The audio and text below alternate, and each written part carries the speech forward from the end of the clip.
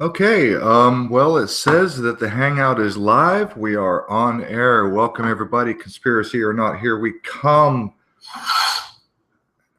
As you know. Okay, well, it says that the Hangout echo. is live. Pause, mute, the echo. Okay. We are live, everybody. It is Conspiracy or Not, here we come. It is Friday, July 20th. It is one hell of a chaotic, hectic day. We are without Amy. Amy is missing in action. Now, Amy got back from the hospital. She had a flare-up of pancreatitis last week, and she spent the day in the hospital, and she is back. And it turned out that the cayenne pepper that she was using in her meal was most likely the cause of her flare-up. The hospital said that her appendix was inflamed and or infected. Now, she's indicated that she had no idea why they thought it would be infected, but after doing some research, she did discover that the cayenne pepper in her meal had some contributing factors. However, in the last 2 or 3 days, I have had zero contact. I have not spoken with Amy. I've had no contact on Skype. I don't know where Amy is. She's missing in action, and I hope she's okay. As for Gandalf, I just spoke to Gandalf a moment ago, and Gandalf has his own little crisis as we speak.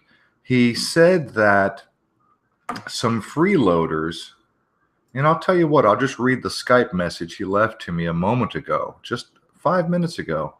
He said, bro, it's not even my dog. Here's the thing. He's got a dog that has porcupine quills. He was asking me if it's okay to give Tylenol 3 to a dog to remove porcupine thorns or porcupine quills.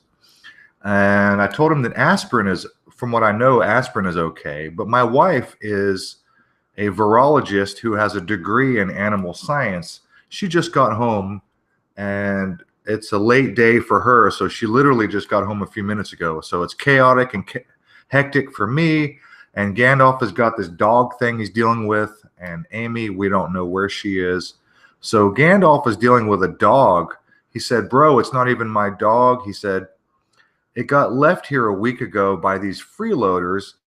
Now they are here with no money for a vet. It's unreal. He says he's been waiting since 12 o'clock for them to get here. So I told Gandalf 3 or 4 times, I said, take care of the dog first. Take care of the dog first. Don't worry about the show. Take care of the dog. And apparently some scumbags are living with or near.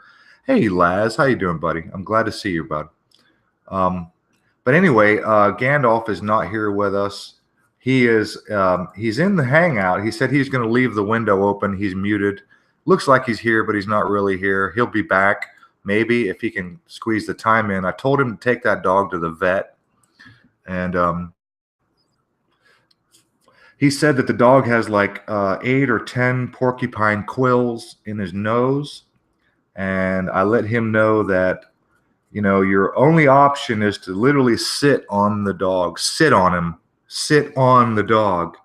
And with a pair of needle nose pliers, you got to pull those things out, and you have to pull them out nice and straight, because if you don't pull them out straight, they break, and then the little tip stays inside, and then it festers and it gets infected.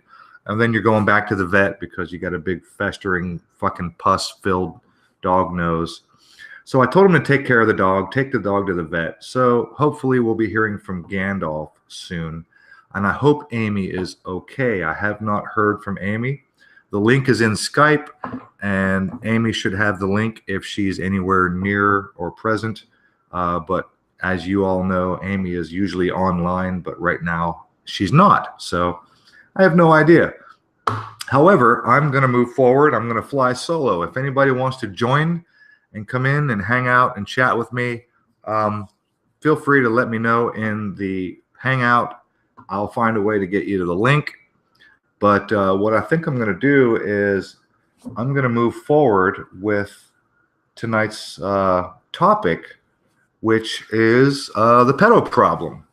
So again, if anybody is interested in coming in, hanging out, and talking to me live, let me know in the chat.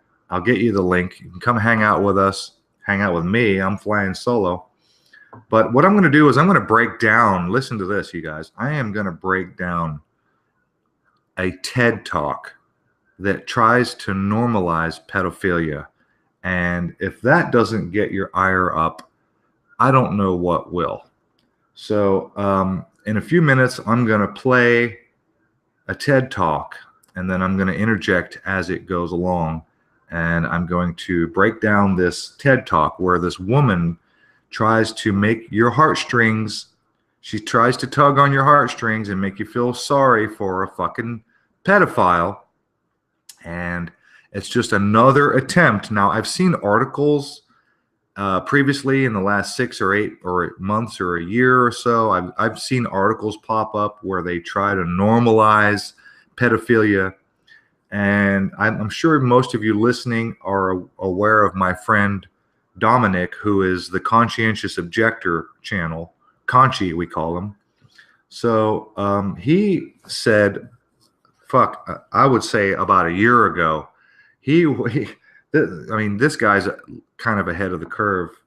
He said that the LGBTQ they're going to be adding the P for pedophile.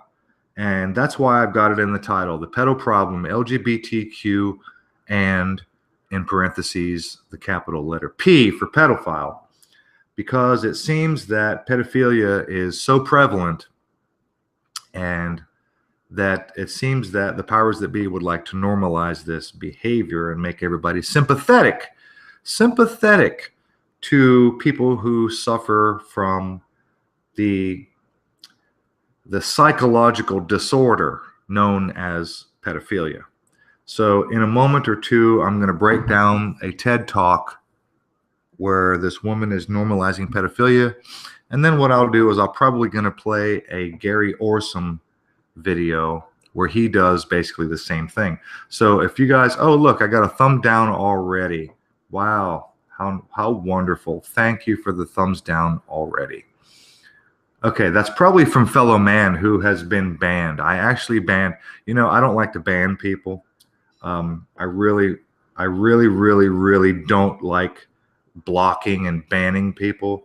But this guy, fellow man, he's the kind of guy who likes to just disrupt any conversation and just suck up your time. And you know what? I'm not afraid of criticism. If your criticism is constructive, I'm willing to. I mean, look on my last video. Look on my last show. Keith M1. I didn't delete his videos. I didn't block Keith, but I got a history with fellow man, and that little SOB, he's just a piece of shit. And discussing anything with this guy is just a waste of time. So I finally decided to go ahead and block him permanently. So fellow man, if you're listening, feel free to fuck off. You are blocked, and you are not welcome around here. You're not welcome in the chat. You're not welcome in my comment section. I don't want myself or any of my subscribers or anyone to waste their time discussing anything with you, because you are a religious zealot. Your head is up your ass.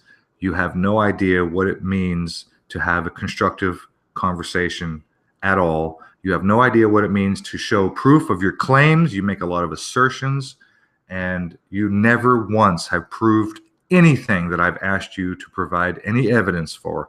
You make tons and tons of assertions. I've asked you repeatedly to prove or provide evidence for your claims. Hi, Sandra. Glad to see you, Sandra. We got Sandra, Blue Blood, Miguel, Laz is in here with us. Yeah, LGBTQYZ, QRST, LMNOP, QRST. Yes. They're going to include everybody. So fellow man is blocked, and I'm not proud to say that I'm blocked somebody, but honestly, the guy fucking deserves it. He does nothing but suck up people's time, And I'm not having it. I'm not getting sucked into a fucking endless conversation that goes round and round. And I don't appreciate him engaging in other people. I've seen him engage in other people in my comment section. And it's just a huge waste of time. Oh, thank you, Sandra. Thank you for your thumbs up. Thank you, Laz, for your thumbs up. 2 against 1. Now it's 8 against 1 right now. It's 8 against 1. I've only got 12 watching, but it's just me. I'm flying solo. So if you just tuned in, just a quick recap. I have not heard from Amy. She's missing in action. Last week, she had a pancreatitis flare-up. She went to the hospital, and I haven't spoken with her in a day or two. And honestly, I don't know her condition. I don't know where she is or what she's up to. And as for Gandalf, although it looks like he's in the chat, he's actually muted, and he's busy dealing with a dog that has porcupine quills stuck in his nose. And the dog doesn't even belong to him, so he's kind of scrambling to figure out how to take care of this dog. And I told him, don't worry about the show, take care of the dog, and we'll work it out. It's no big deal. But what I'm going to do is, in a few minutes, I'm going to break down this TED Talk that just attempts to normalize pedophilia. So in a few minutes, I'm going to get into that. But as it is right now, I just want to bring everybody up to speed, say hello to the people in the chat, and I guess we're going to move forward from there. So one more time, if you want to come and hang out, and that includes you, Laz, and Blue Blood, and anybody else who's hanging out, let me know if you want to come hang out. I extended an invitation to Wake Now, and although I didn't extend it directly, I asked Wake Now to ask fucking Freddy if he wants to come hang out. So just in case anybody wants to come hang out with me, I'm flying solo. I would appreciate a secondary voice. Feel free to just spout out in the chat, and I will get you the link. So I'm just going to scan the chat right now. Let me see. That thumb down was in the last few seconds from Blue Blood. Well, Laz, I'm glad to hear Amy's okay, but honestly, I don't think she is. I haven't talked to Amy in a day or two. She is missing in action. Hi, Big P. Glad to see you here too. Laz, I don't know how well Amy is doing. I haven't spoken to her. It's not usual for me to not see her on Skype or speak to her. It's unusual for me to not talk to Amy after 2 days or so. So the link is in Skype. If Amy is around, she will have the link. She can come in anytime she wants. So we hope Amy is okay. It's not usual. It's pretty unusual for her to be missing in action. So I genuinely hope that Amy is okay. Let me see. Speaking of LGBTQ, that Trump's news sounded a drag hoax. I'm not sure what you're talking about. LGBTQ, that Trump's news sounded a drag. I'm not sure what you're talking about, Sandra. Not sure what you're talking about. But I'll tell you what I'm going to do is, any minute now, I'm going to go ahead. I've got a tab open. I'm going to play a TED Talk where this woman tries to normalize pedophilia. And listen, I'm trying to give it a few minutes. Honestly, I'm sort of dragging this out because once I start screen sharing, I won't be able to see the live chat. So once I begin this process, if anybody wants to jump in and hang out with us or with me, then that's not going to happen until I'm done screen sharing and get back into the chat. It's not easy to keep an eye on the chat and host a hangout at the same time.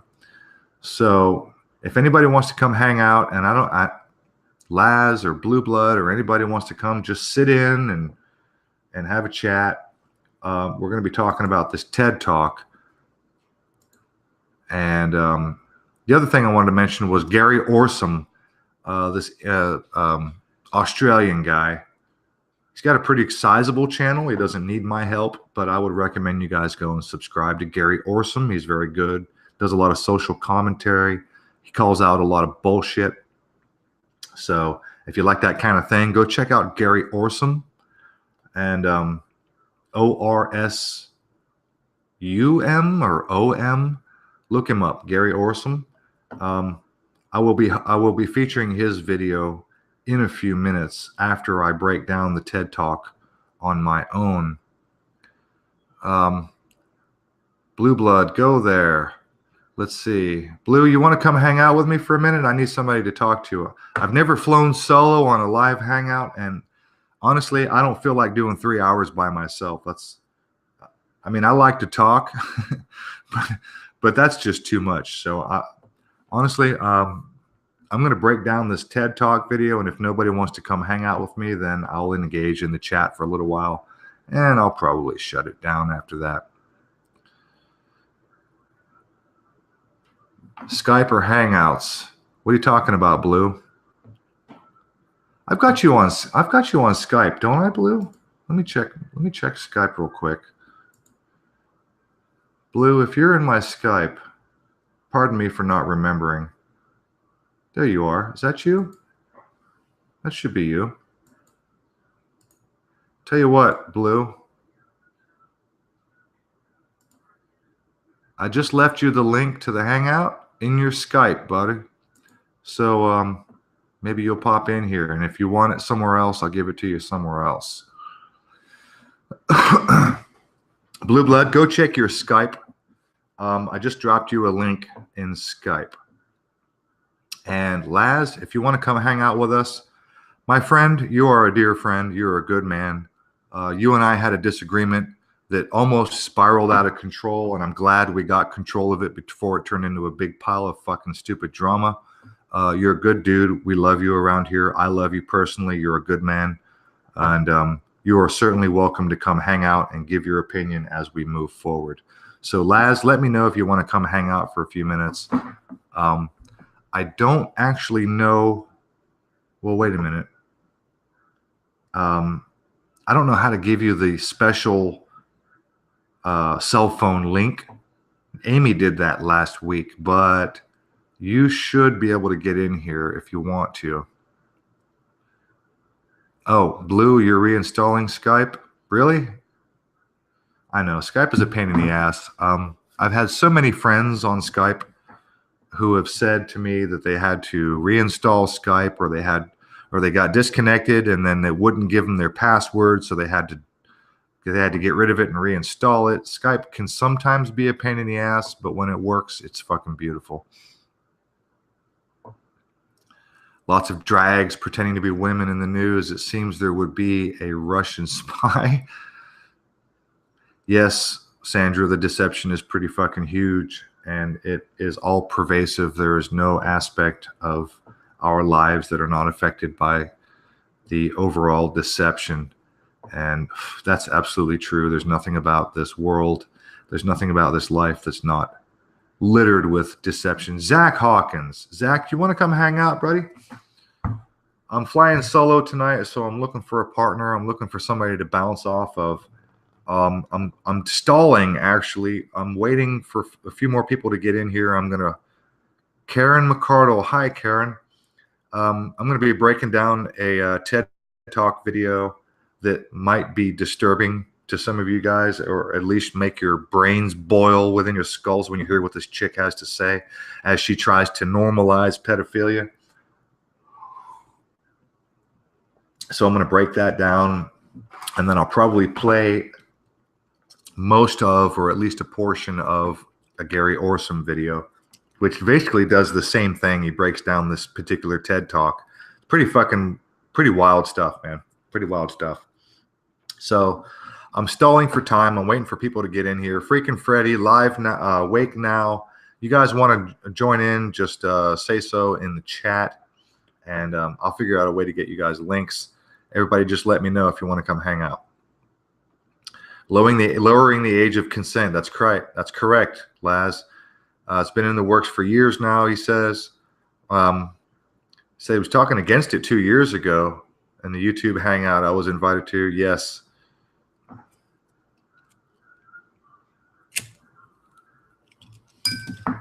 Sandra is asking how my fosters are doing. Well, I had 2 foster kitties. They were semi-feral. They were both born outside. The male, the little black cat, little black Sambo, I got a video of him on my channel. Black Sambo is in the shelter, the last I heard. I don't know if he's been adopted, but he's currently in the shelter, so he's doing very well. He's extremely friendly enough that they took him in right away. They were surprised that he was a foster and a feral, but I didn't do much. I mean, he was just friendly to begin with. His sister, I've got tons of footage on his sister. She is like really, really apprehensive and fearful. And for months, I've been fostering this cat for months.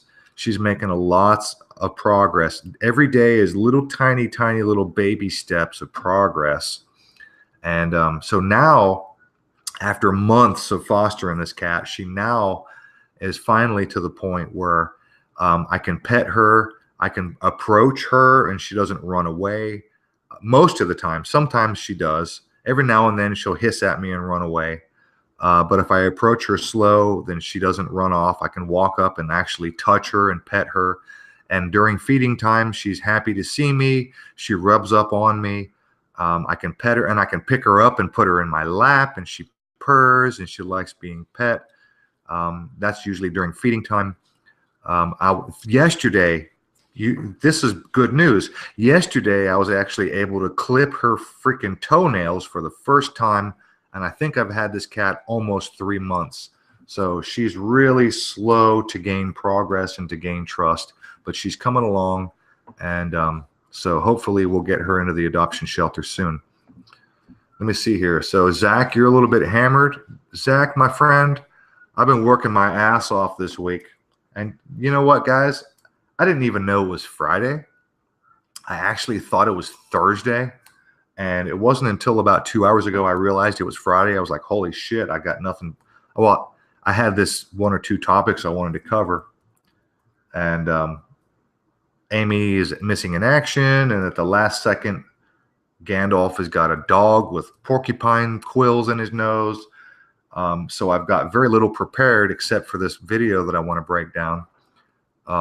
So yeah, and I've already started drinking. I've already had a couple glasses of wine. So I'm with you, Zach. I'm drinking with you, bro. But I tell you what, Wake Now, freaking Freddy, and RC123.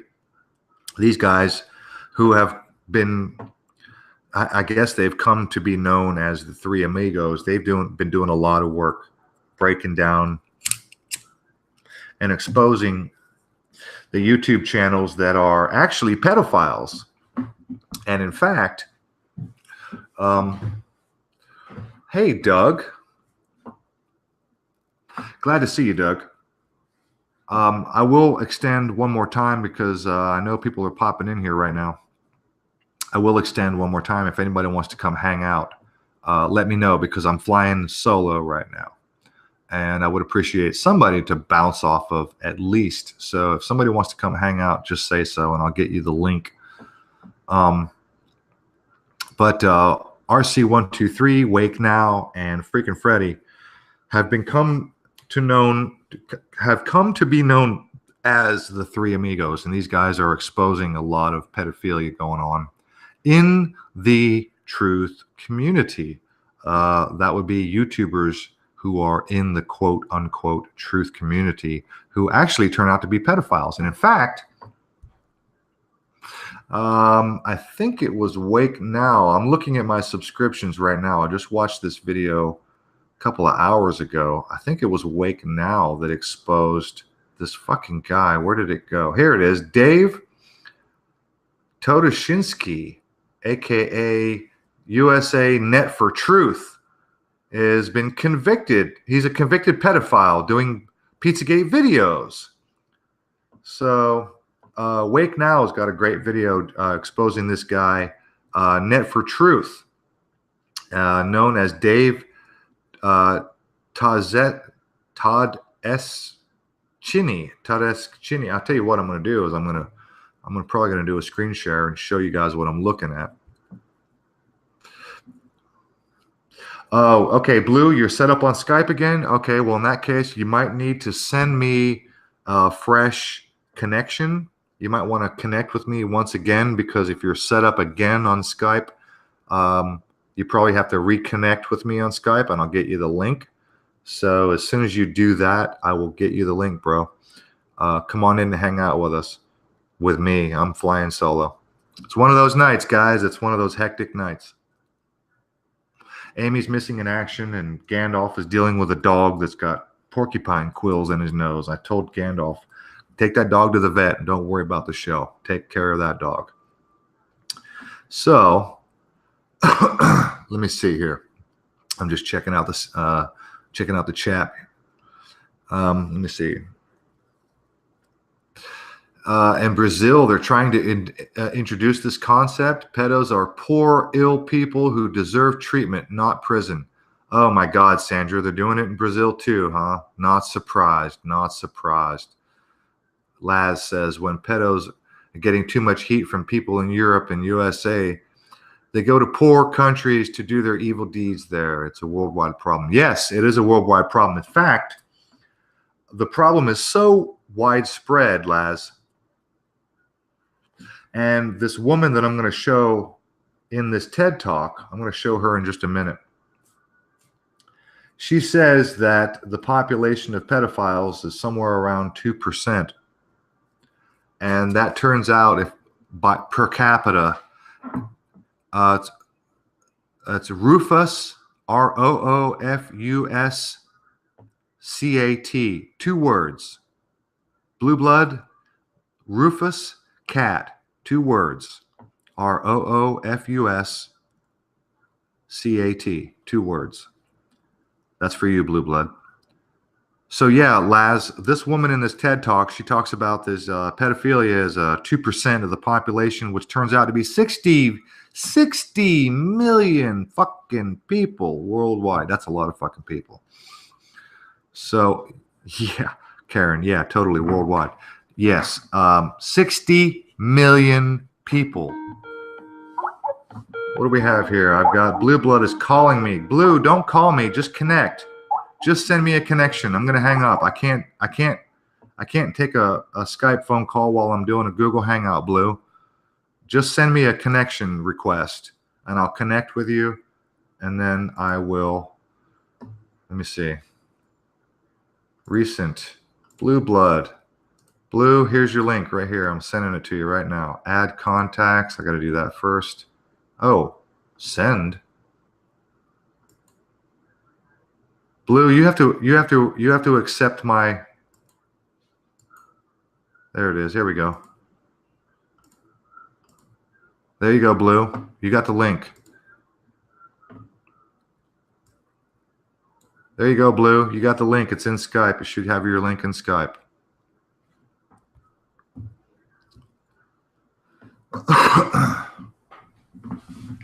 There you are. Blue Blood Jam is online.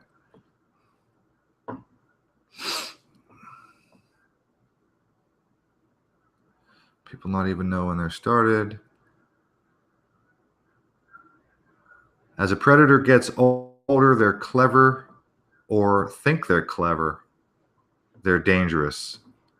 Yeah, they're absolutely dangerous. You guys are going to be shocked when I show you this TED Talk. If you haven't seen this, oh my freaking God.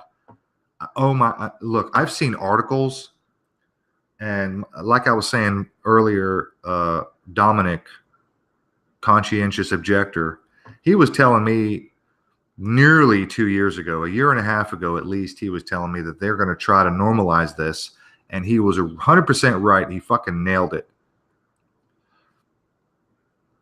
They're pushing the virtuous pedo narrative in the mainstream media. Yes, they are. And wait till you see what I'm going to fucking show you. I can't fucking believe what I saw, you guys. This TED Talk is so fucking, oh my God. I'm just, I mean, I just get tongue-tied with what I have to say about this. It's so wrong. It bothers me so very much to see how many children get missing every day. That's right, Laz. Laz, I heard the statistics over and over again from multiple sources. 800,000 children in the United States alone go missing every year. 200,000 children every year go missing in the United Kingdom every single fucking year. That's 1 million children, and that's just the United States and the United Kingdom. That's the UK and the United States alone. 1 million kids per year. And of course, some of them run away, and many times they come home and they're found. And yes, children get abducted by family members and they're found, but literally 1 million per year. What do we have here? Border of Chaos. Hi, Rufus Cat. How recent is this TED Talk? I will let you know. Let me see. I've got a tab open here. Well, to be honest with you, I'm actually watching. The TED Talk that I'm looking at has been mirrored. Oh, well, let me see. It's been mirrored by a channel called Chip Kipperly, and it was uploaded on June 19th, 2018. So that must mean it's very recent, because even though it was probably broadcast before June 19th, 2018, the fact that it was uploaded on this particular channel on June 19th, 2018 means that it is a pretty recent TED Talk.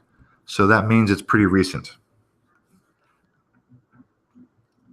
So I followed the link actually from Gary Orsom, because this is how it came to my attention first. And Gary Orsom's link, Gandalf, what are you doing in the chat? You need to be taking care of that dog. If you're not taking care of that dog, you need to be in here in the fucking hangout. I'm in, bro. Bro, what are you doing?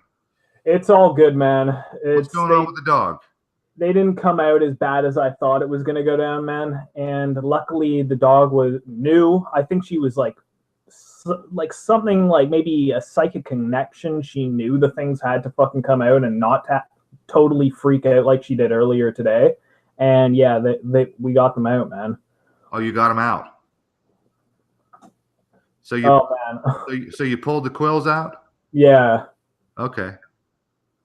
And you're sure you got them all out and you didn't break any tips? Because no, they didn't break or anything. Like, I don't know. It was not as hard as I thought it was gonna, and it just took them out, and it took like 10 minutes, dude. Okay. You said there was only about 8 or 10 quills? Yeah, and it was just on the nose, man. There was one on her lip, but then the rest of them were just like in like a tiny little cluster on her nose. Okay. Okay. Well, that's good. What kind of dog? She's kind of like mixed. She's like Labrador, and she's also, but mainly German Shepherd. All right. Well, keep an eye on her and make sure that her nose doesn't swell up and start festering and pussing out. You know, make sure that, you know, make sure that you got, because like I said, those tips, they get so thin and they break pretty easily if you don't pull them straight. See, that's what I was worried about, and I was trying to convince these guys that it's gonna be a lot better to take it to a vet. You know what I mean? Like, instead of spending who knows how much on medication for the dog and antibiotics if they don't come out properly, right? But these guys don't really have a lot of spare money, so they just started doing it. So we all just held them down, held the poor dog down, and got them out, man. Okay, well, I'll keep my fingers crossed that you did a good job. I hope you did well. So you were gonna share that video, that you showed me earlier. Yeah, I'm gonna play that video and we're gonna break it down. I'm glad you're here with us. I'm trying to get Blue Blood the link. He said that the link led him to the Play Store. Hang on a second. He said the link led him to the Play Store, email, or on my vids. Blue Blood is working with a cell phone. So I tell you what, Blue, I'll go over to your channel and I'll get you the link if you want to come hang out with us. Love to have you sit in. I've got a spare tab open. I'm going to go over to your channel. I'll get you the link. I'll leave you the link, Blue Blood, on your most recent upload.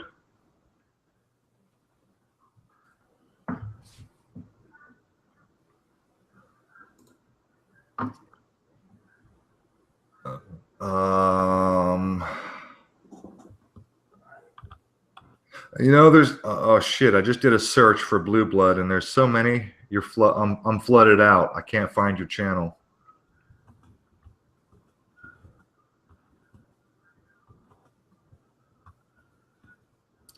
I can't find your channel, Blue. I'll tell you what I'll do, Blue. I will leave the link on my most recent upload. Let me see. Give me a second.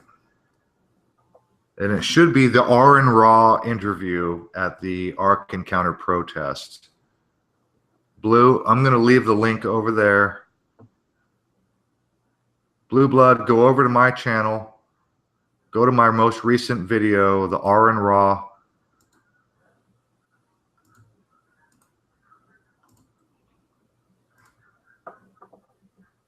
There it is. R and Raw interview, Ark Encounter protest 2018. Blue Blood, go over there and get the link. I'm going to go ahead and pin that comment so it's up on top.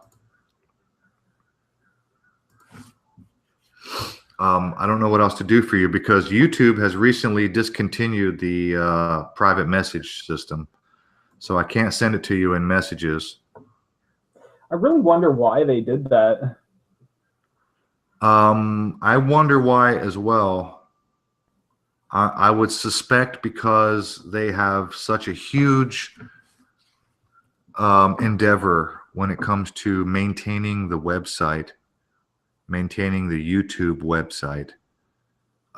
It takes up so much data, and messages is something that they have sort of foregone, if you know what I mean. Yeah, you gotta imagine with all the videos that they have on YouTube, they gotta have a skyscraper somewhere full of computers storing all this information. They're called pods. They're called pods. They're little miniature locations that are like trailers they attach a couple of trailers together, and they're nothing but servers, and that's all they are. And I know a guy who installs these things, and they're called pods. And it's just a fucking trailer or a tiny little building where they set up a shitload of servers and a bunch of air conditioning and wiring that goes under the floor because there's so much fucking wiring involved and air conditioning to keep everything cool. But the endeavor to keep YouTube operating is such a huge, with billions of channels and hundreds of billions of minutes or hours uploaded every day. Plus, everything is archived, and that includes all the comments and the computer storage facilities are. It's hard to get your brain around how much it takes to maintain. So they must have more than one then, eh? Oh my God, they're all over the world. Yes, they're. Oh yeah. Oh, there's no such thing as one location where YouTube and all of its, physical hardware is located. No. These are little centrally located servers all over the fucking place. Shit, man. But messages, as you and everybody else engaged is probably aware that messages, you don't get any notifications. So if somebody leaves you a private message, you don't fucking know unless you go and you check your messages. You don't know if somebody left you a message. There was never any notification system. And it seems obvious in retrospect when you look back and you think, that's pretty obvious that they really don't want you connecting with each other, right? Because YouTube is, in fact, the ultimate social media website. It's better than Facebook. It's better than Twitter. It's better than Snapchat. But we all have channels, which is the same thing as like having a Facebook profile or a Facebook page. Blue Blood said it keeps sending him to the Play Store. I don't. Do you think we maybe should send it through like Google Hangouts or something like that? You want to try that? You know where to get the link. Blue, could you maybe drop your email address in the chat, and I'll just send you it directly through Google Hangouts if you have Google Hangouts. Cerebra, would you like to come and hang out with us? Cerebra, I'm going to go and give you the link. Why don't you come hang out with us for a few minutes? It's bluebloodguitars@gmail.com. Go, Gandalf, go get him the... All right. And Blue, you have Google Hangouts, right? He's got to have Google Hangouts.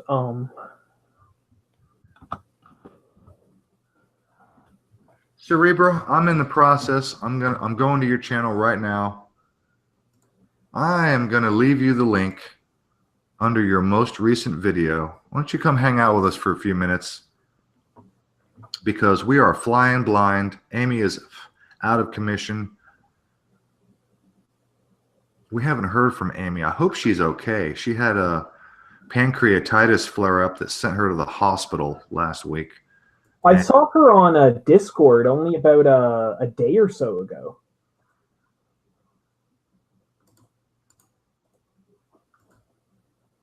Cerebra, I just gave you the link under your most recent video. Message to the French from Giulietto. I'm sorry, but I'm going to pronounce this terribly. Giulietto Cisse, English subtitles. Cerebra, there's a link under your most recent video. Come hang out with us, honey. We miss you and we love you. Put it in Skype. All right. All right, Cerebra. I'm going to give it to you in Skype. It's the easiest way. Hang on just 1 second. There she is. There it is, Cerebra. You got it in Skype. So we're going to break down this video from TED Talks where they're trying to normalize pedophilia. And then I will probably see if I can search out some articles, because I know I've seen some articles in the not too distant past from mainstream articles where they're trying to normalize pedophilia.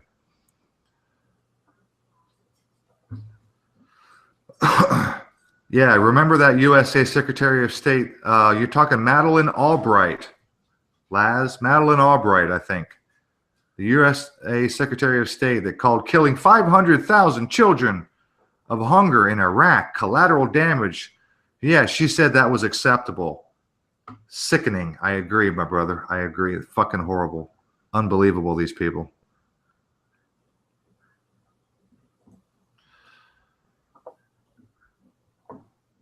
Unfucking believable. You guys just stick around a minute, because honestly, I'm going to break down this TED Talk video in any minute now, and it's so fucking disturbing. I'm going to give Cerebra Sauna a minute to come in here, and Blue Blood, Gandalf is working on getting you the link. Yeah, I sent it to Blue's Google Hangout, so it should be in the message box there, Blue. Sandra, I've got Cerebra on Skype, and no, it's not spelled the way you spell it. That's her new YouTube channel with the double S, but I am still connected with Cerebra Sauna on Skype. And as far as I know, her Skype handle has not changed. So other than that, I don't have any other connection for Cerebra Sauna on Skype.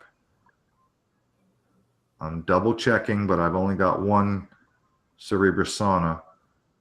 And as far as I know, she didn't have to set up Skype again like some people do. But Blue Blood, you've got the link in Skype. You've got it in comments. Gandalf has sent it to your Google. Blue Blood, hope you can get in here with us.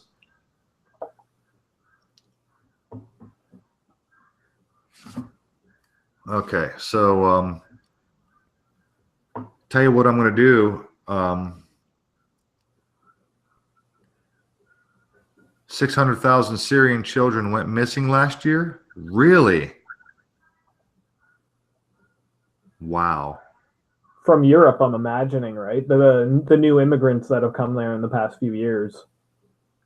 Blue Blood says nothing yet from you, Gandalf. He'll keep checking. He's going to keep it. Maybe it's an update thing. I don't know. But Blue Blood is saying he doesn't have anything from you. So the dog is okay? You were able to get all those quills out? Oh, yeah, man. It honestly wasn't as hard as I thought it was at first. I think it's because she freaked out earlier on today when we tried. And this time it's like it was like a like some kind of connection, like a mental connection. I just looked at her and she knew they had to come out, man. And they came out not as bad as I thought. They were only about an inch long. And did you have to like really hold her down? Yeah, like we all held her down, but she didn't like struggle. She didn't really fight as much as I was expecting. She just kind of, jolted back. But we took them out quick, right? So I felt so bad all day for this dog. Like I was waiting on these guys to come and take this guy take her to the vet like since 12, man. But I'm just hoping there's no reaction. I'm hoping there's nothing, because those things, like you were saying, are like fish hooks, man. I'm afraid that there's one of these fish hooks like stuck in her nose, and it's gonna cause some kind of infection, man. Cool. Cerebra's coming in right now, so Cerebra Sana is going to come hang out with us for a few minutes. I know it's late for her, so we very much appreciate her time. She's in France, and so let me see. She's 5 hours. 8 o'clock for me means it's 1 a.m. for her. So as soon as Cerebra Sana gets in here, I'm going to go ahead and start this fucking TED Talk. And you guys are just going to be shocked at what they're saying in TED. I could not believe my ears, you guys. I could not believe my ears. Now, in a way, I could, because I've seen the articles. I knew this was coming. And Dominic was warning me. Karen is asking, what is a quill? Oh, that's kind of like just what we call the porcupine's needles. Yeah. I don't know. Maybe that's a Canadian thing or something like that. Yeah, it's a porcupine. It's the little needles, I guess. I don't know what else to call them. Hey, you guys don't call them quills, eh? No, we do call them quills. Oh, okay. That's why she's asking, because I was calling them quills, and Karen was like, what's a quill?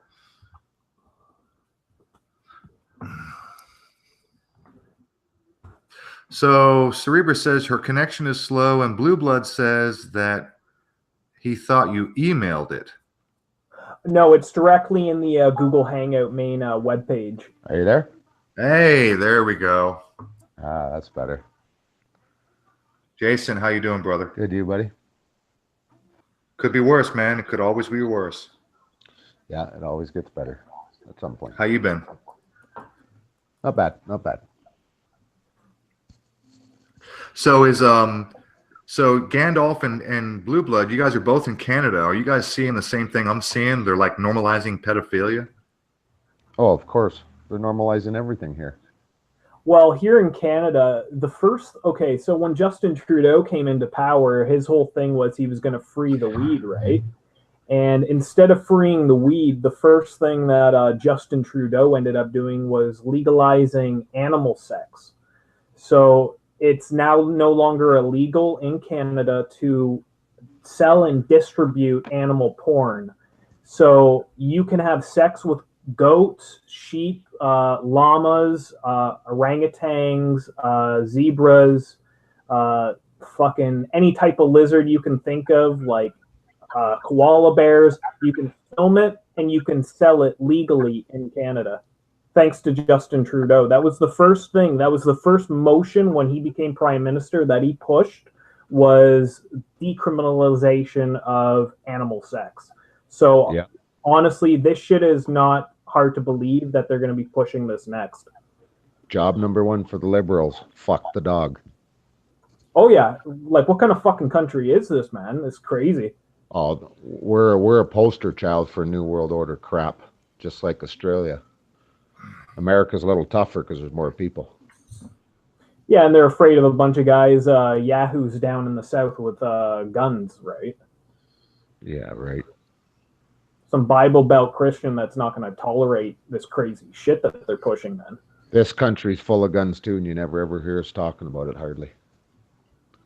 Well, do you know actually in Canada there's more gun ownership per capita than there is actually in the States? So there's a lot more armed people up here in Canada. I guess you just don't hear about this crazy shit that goes on. Well, I'm from Ontario, and I used to hunt. I haven't hunted in 20 years, but everybody back there are rifle aficionados. I know guys that have 200 and 300 rifles, and guys at 10, 20, 30 rifles. Everybody's got multiple rifles that hunts or lives near farms or on farms. You know, that's just Ontario, and that's just in the small area I'm from. The whole country's like that. So, do you have your PAL or what do they call it now? FAC? Yeah, your FAC. Do you have yours? No, I haven't renewed it in years. I could go get it in 5 minutes, but not a big deal. If you're not hunting, what's the point of having it, right? Yeah, like that's the whole thing. I got mine. I think I got mine when I was like 14 or something like that, but then I just never renewed it. Yeah, well, you know, there's that old saying, nobody will ever invade Canada because there's a rifle behind every blade of grass. That's almost true. Oh yeah, like this country would be insane to invade, man. You'd be slogging through northern Ontario and you never get anywhere. No, it's too big a country.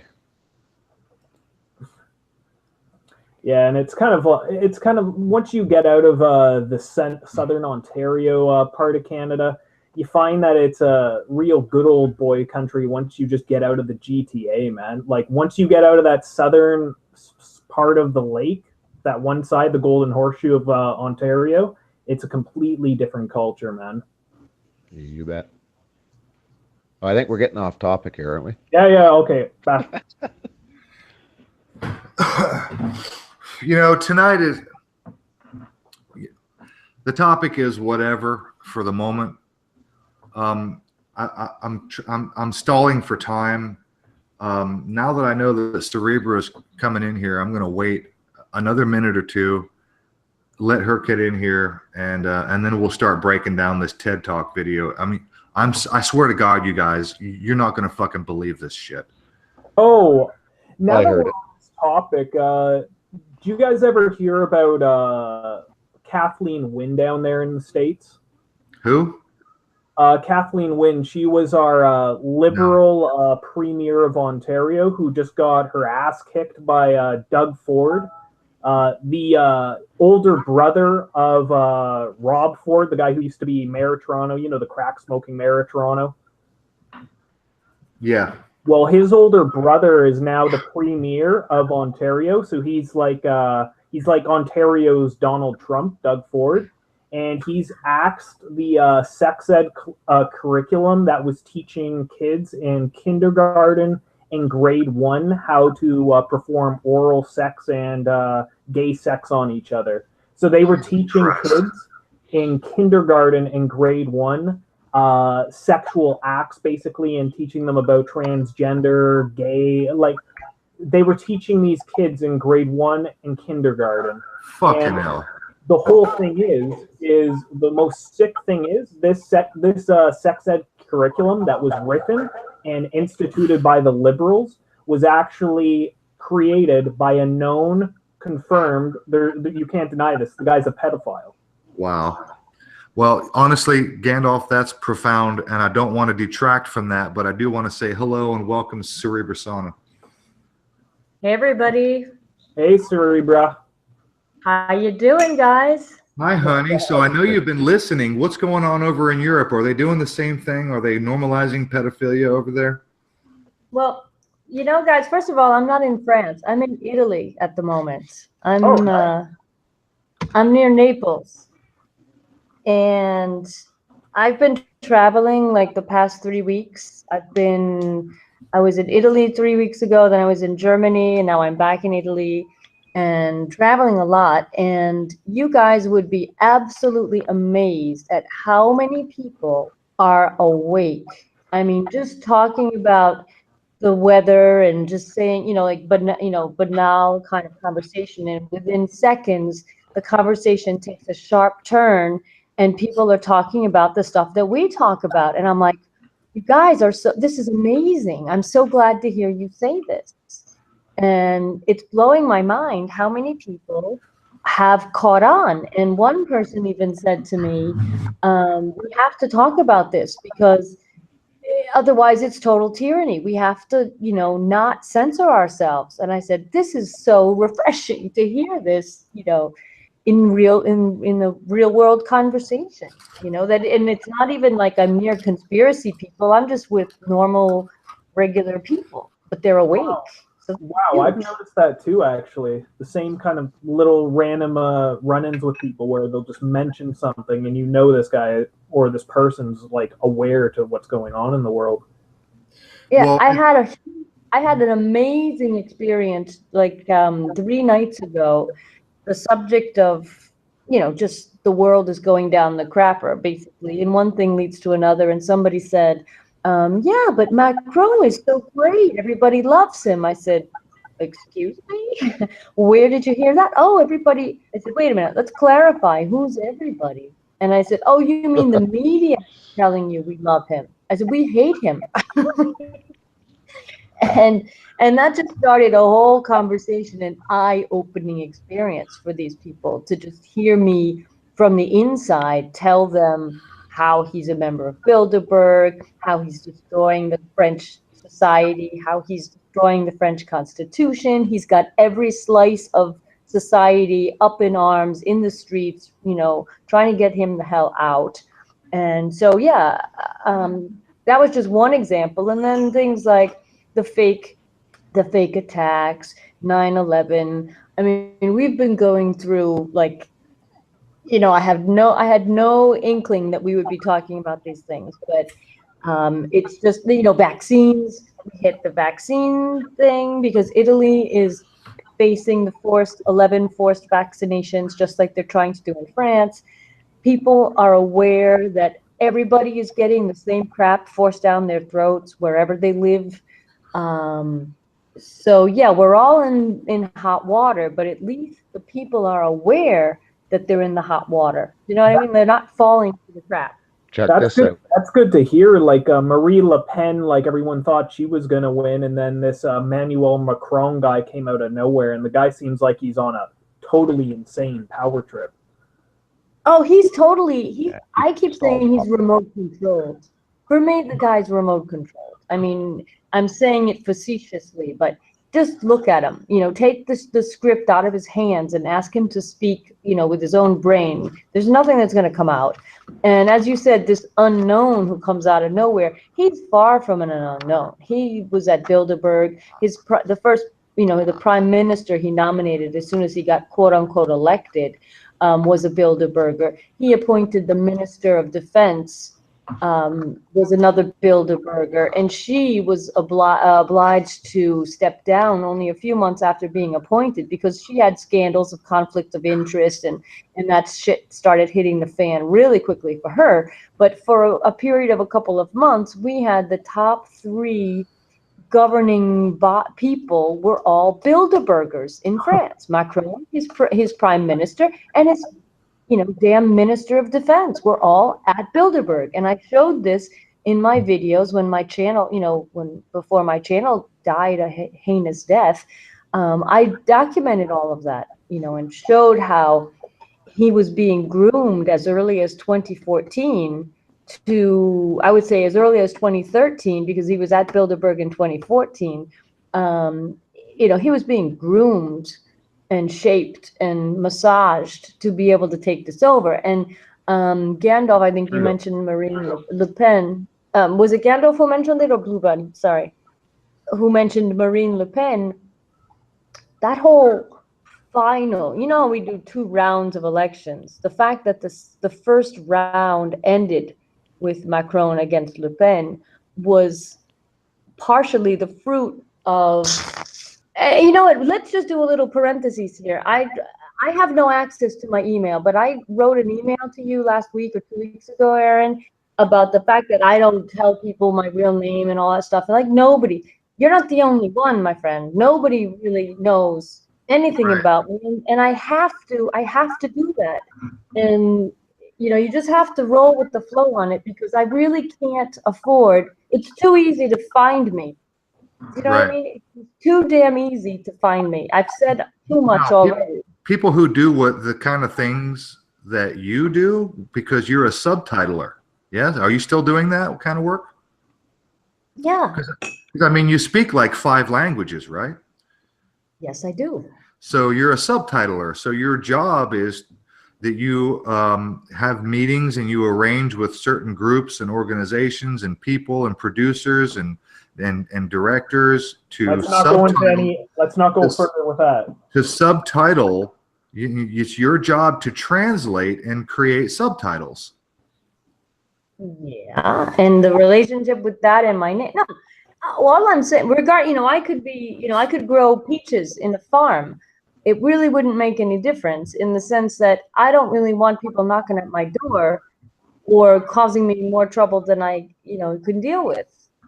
They're coming after the truth, and anybody who speaks truth is going to be in harm's way. So I just don't want to make it any easier for them to come and find me, And so I have to just ask that people respect that I don't come out and right now, I have long, dark, curly. It isn't even curly. I honestly doubt that anybody looking at the I wish I could be open. Like the people that I'm meeting, let me just say this. The people that I've been meeting the past 3 weeks know me as who I am in the real world.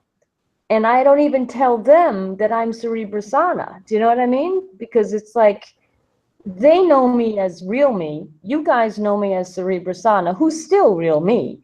But I just can't let people connect that dot because you never know. And one of the people that is in the group that I'm with now has some connection to the government in Italy.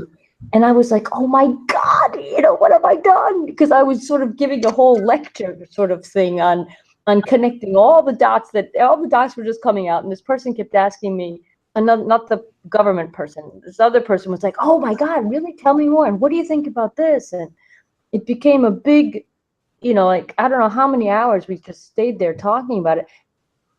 I was there, and only after the fact I realized, crap, they work high up in government somewhere. And I was just kind of like, what have I done? Because they don't know I'm Cerebra Sana. I didn't say that. But can you guys understand the difficulty of, you have to sort of be like a professional schizophrenic doing what we do. I think I know exactly what you mean. I mean, there's a level of protection. I mean, if you get outed and you're one of these people in today's world where you're out here talking about these crazy conspiracies, then you are one of those crazy people and you're not to be trusted. And the articles are everywhere about mental disorders are being linked with conspiracy theories, and conspiracy theorists are being linked with having mental disorders. And so I can absolutely see that you're in a bind with how you are as a human and what you do for a living. But what was really great about this, these recent exchanges, just these past few weeks, and most specifically the past few days here, because I'm in another city now with new people, is that surprising people that are in surprising positions that you just encounter, they're all awake. And when you realize that they realize they're talking to me about these crazy things, I said, yep, you see, we're the crazy nutcases, and because I'll give you an example. This example blew my mind. I'm on an island at the moment. And last year, I was on the same island. And when I got home, about 2 weeks after I got home, there was an earthquake on this island. Okay. And we were worried. We thought, oh, is everybody okay? And yes, they were. And I just found out this week that after that earthquake happened, a major Italian television was on the air.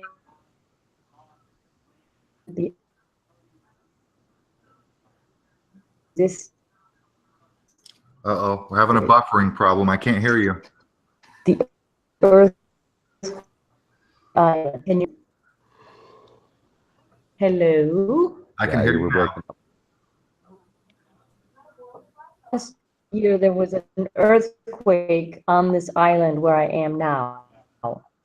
Okay. Can you hear me? I can hear you barely. You're in and out, sweetheart. Okay, don't know why. Let me try this. I can hear you so far. How about now? Sharks have eaten the transatlantic cable or something. No, but can you hear me now? It's better, yeah. Okay. What I'm trying to say is I'm on an island, and I was on the same island last summer. And as soon as I got home, a couple of weeks after I got home, there was an earthquake here. So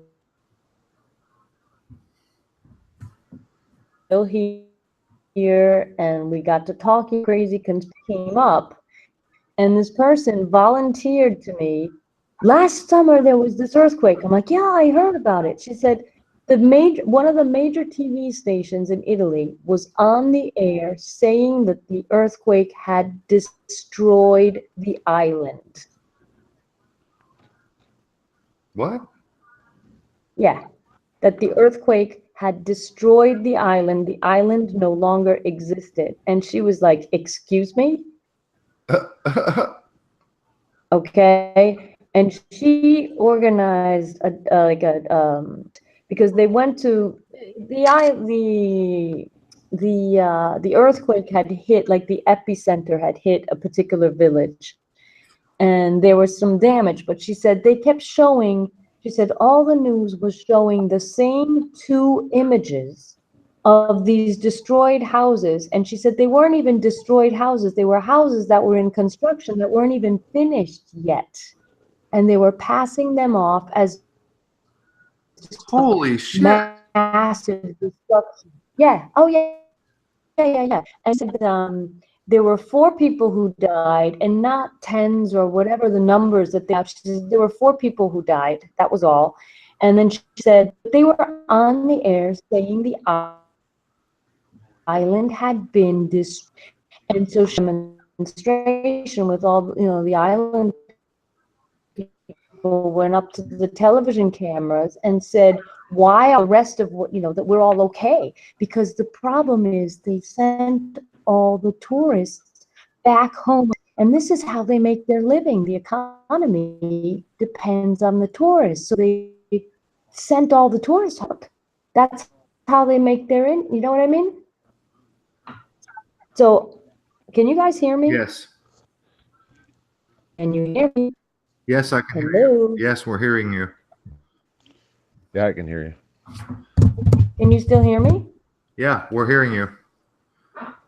Okay, so what I was thinking was when I heard about when I heard the story of saying the island had been destroyed, this came after she told me this after I told her about Building 7 and saying it was gone.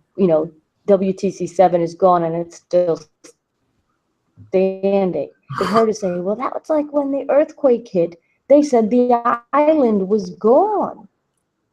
And, I thought to myself, maybe they did some geoengineering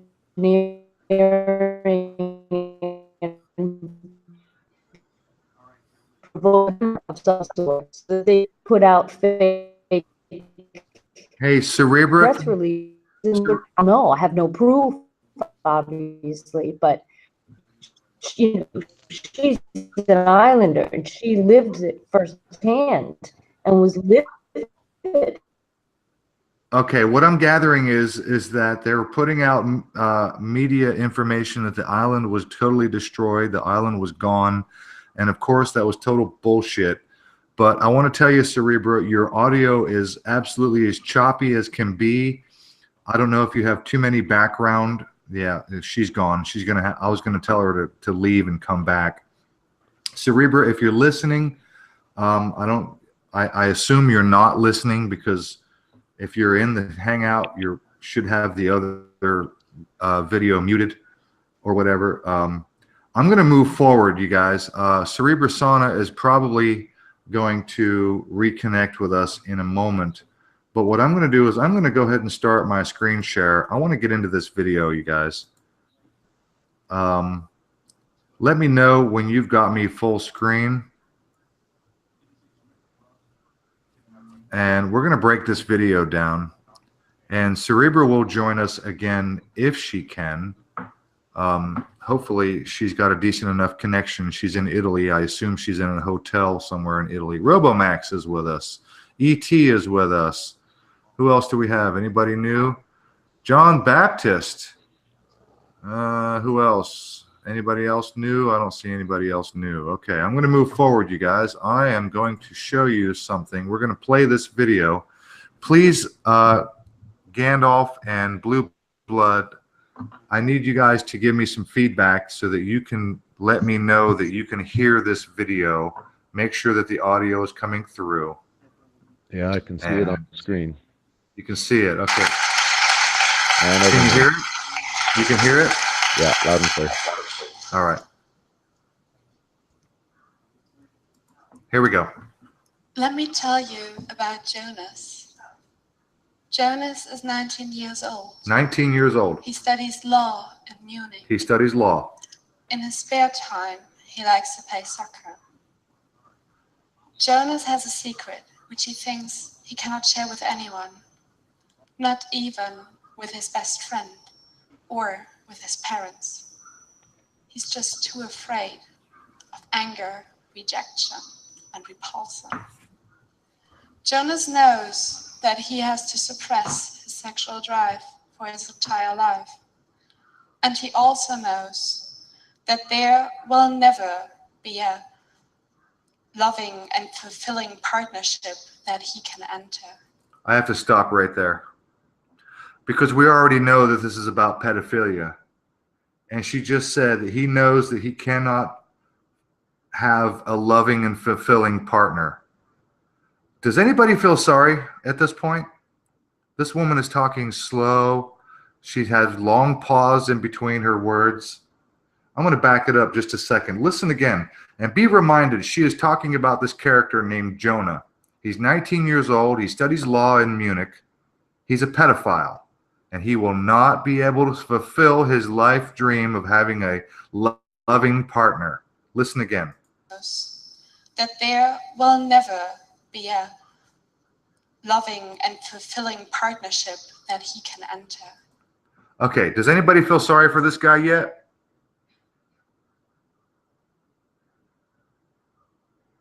Do I have audio? I need feedback.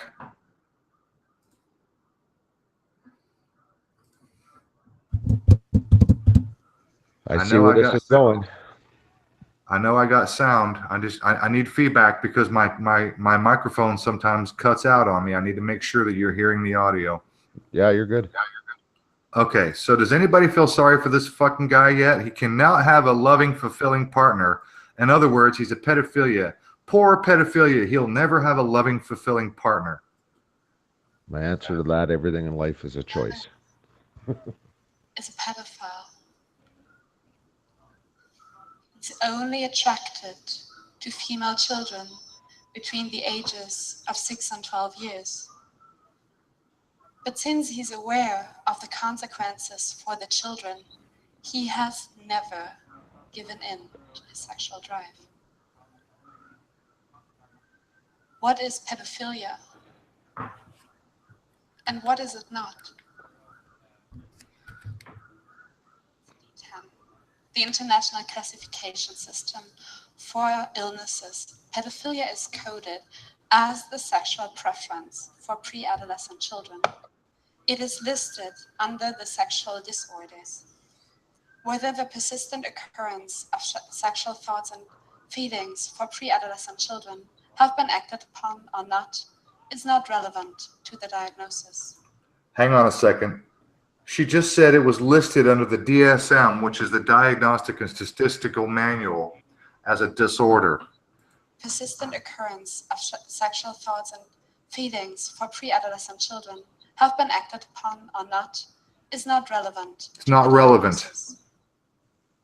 Like every other sexual orientation, pedophilia. I want to play that again. Thoughts and feelings for pre-adolescent. It is listed under the sexual disorders. Disorders. Whether the persistent occurrence of sexual thoughts and feelings for pre-adolescent children have been acted upon or not is not relevant. So whether or not they've been acted upon or not is not relevant, she says. To the diagnosis. Like every other sexual orientation, pedophilia can have different characteristics.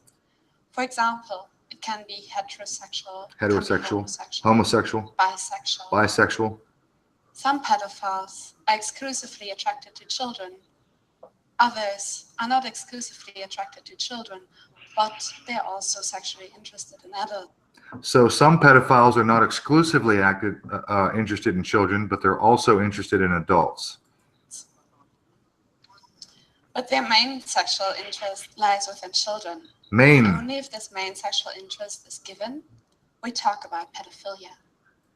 So their main interest is children, and she says only when there's main interest then we talk about pedophilia.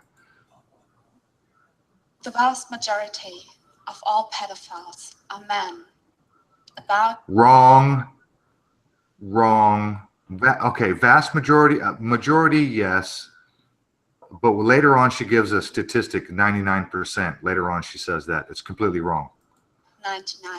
There it is. Within the male 99%. I'll play that again. About 99%. 99%. There it is, 99%. Within the male population, 1 to 2% are considered to be pedophiles.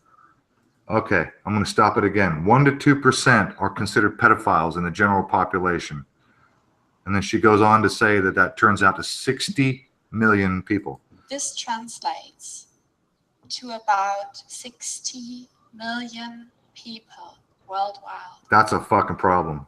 This is as much as the population of Italy or South Africa. Therefore, pedophilia is not an irrelevant phenomenon we can't simply ignore. Chances every one of you knows at least one pedophile are higher than that you don't know anyone. We haven't found out yet why pedophilia occurs. I'm not sure if that's even relevant, why it occurs. Biological, social, and psychological factors to it. It occurs unrelated to socio-economical status and unrelated to educational level. So generally speaking, anyone could be born a pedophile.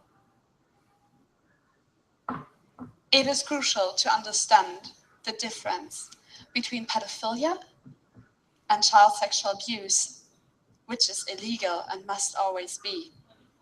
Pedophilia is only the sexual preference for pre-adolescent children.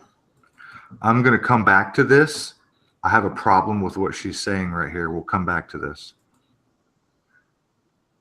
The difference between child sexual abuse and pedophilia becomes very obvious when we look at scientific studies. Think about it for yourself. What do you think? What percentage of child molesters are pedophiles? What percentage of child molesters are pedophiles? Okay, so I am going to pause and I'm going to go and look at the chat. I want my panel members and my chat members to answer that question before I move forward. I want to know what percentage of child molesters are pedophiles. Give me your answers. That's set up as a trick question.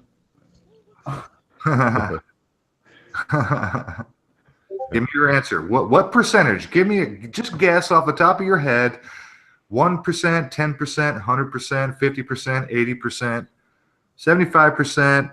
What percentage of child molesters, sexual molesters, What percentage are pedophiles? All of them. Well, that's the whole thing. Like, I already saw the video, but I would have said like 40, 50%. You know what they say about bridge builders, right? No, what? Well, you build one bridge. They don't call you a bridge builder for the rest of your life. I built one bridge. Nobody's ever called me a bridge builder. But suck one cock, what do they call you? There's the answer to that question. Okay, right? well, You do it once, you're done. All right, well, I'm checking the chat. Most people are saying 100%. John Baptist said 50%. I'm a little bit shocked that you would say that. Everybody else is saying 50, 50, 50. I mean, 100, 100, 100. All Border of Chaos says all. Everybody else is saying 100%. 99.5%. Okay, I'll go with that. 100%, 100%.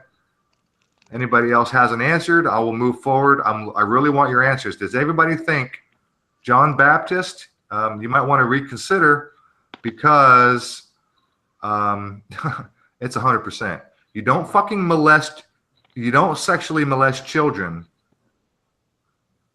for any other reason. And this bitch right here is going to give you, she's going to try to persuade you that that's not the case. And her argument is terrible. Here we go. Have a guess. Is it 20%, 40, 60, maybe even 80%?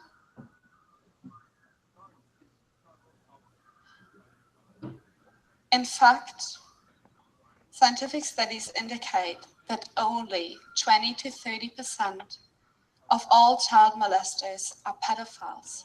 Fucking bullshit. I'm sorry. I'm calling bullshit.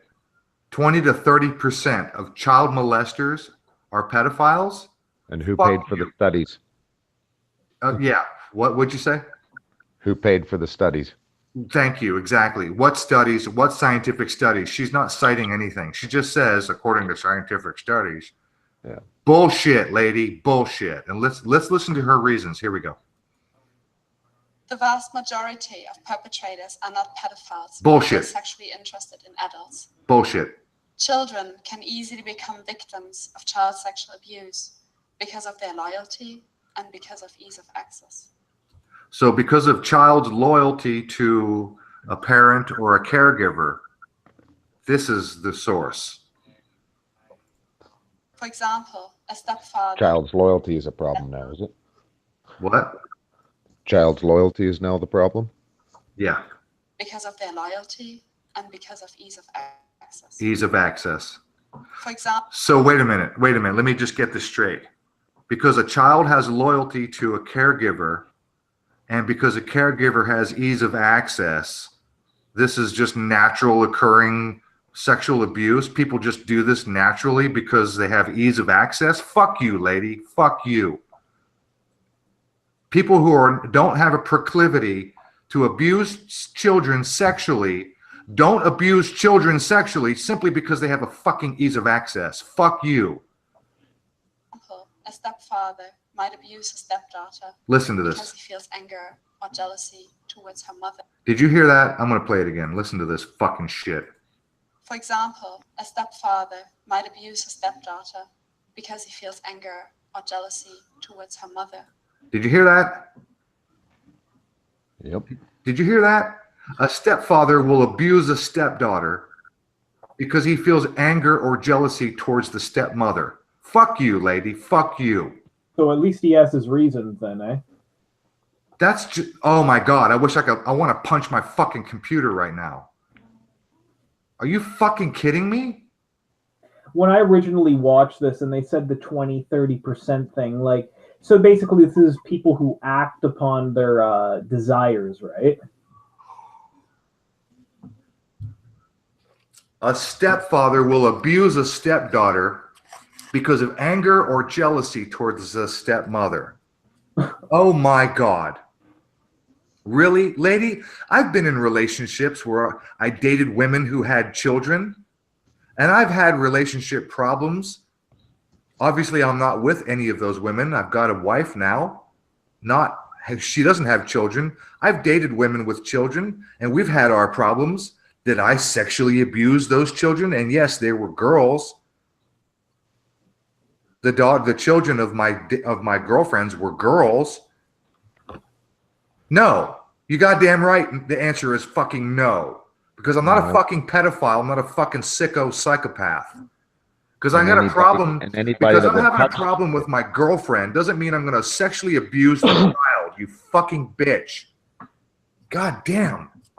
And you wouldn't allow anybody else to even get close to those kids, even though they're not yours. I've been there too. You're fucking A right. Even if I was pissed off at the mother, I wouldn't allow somebody else to get close to the kid. God damn this bitch.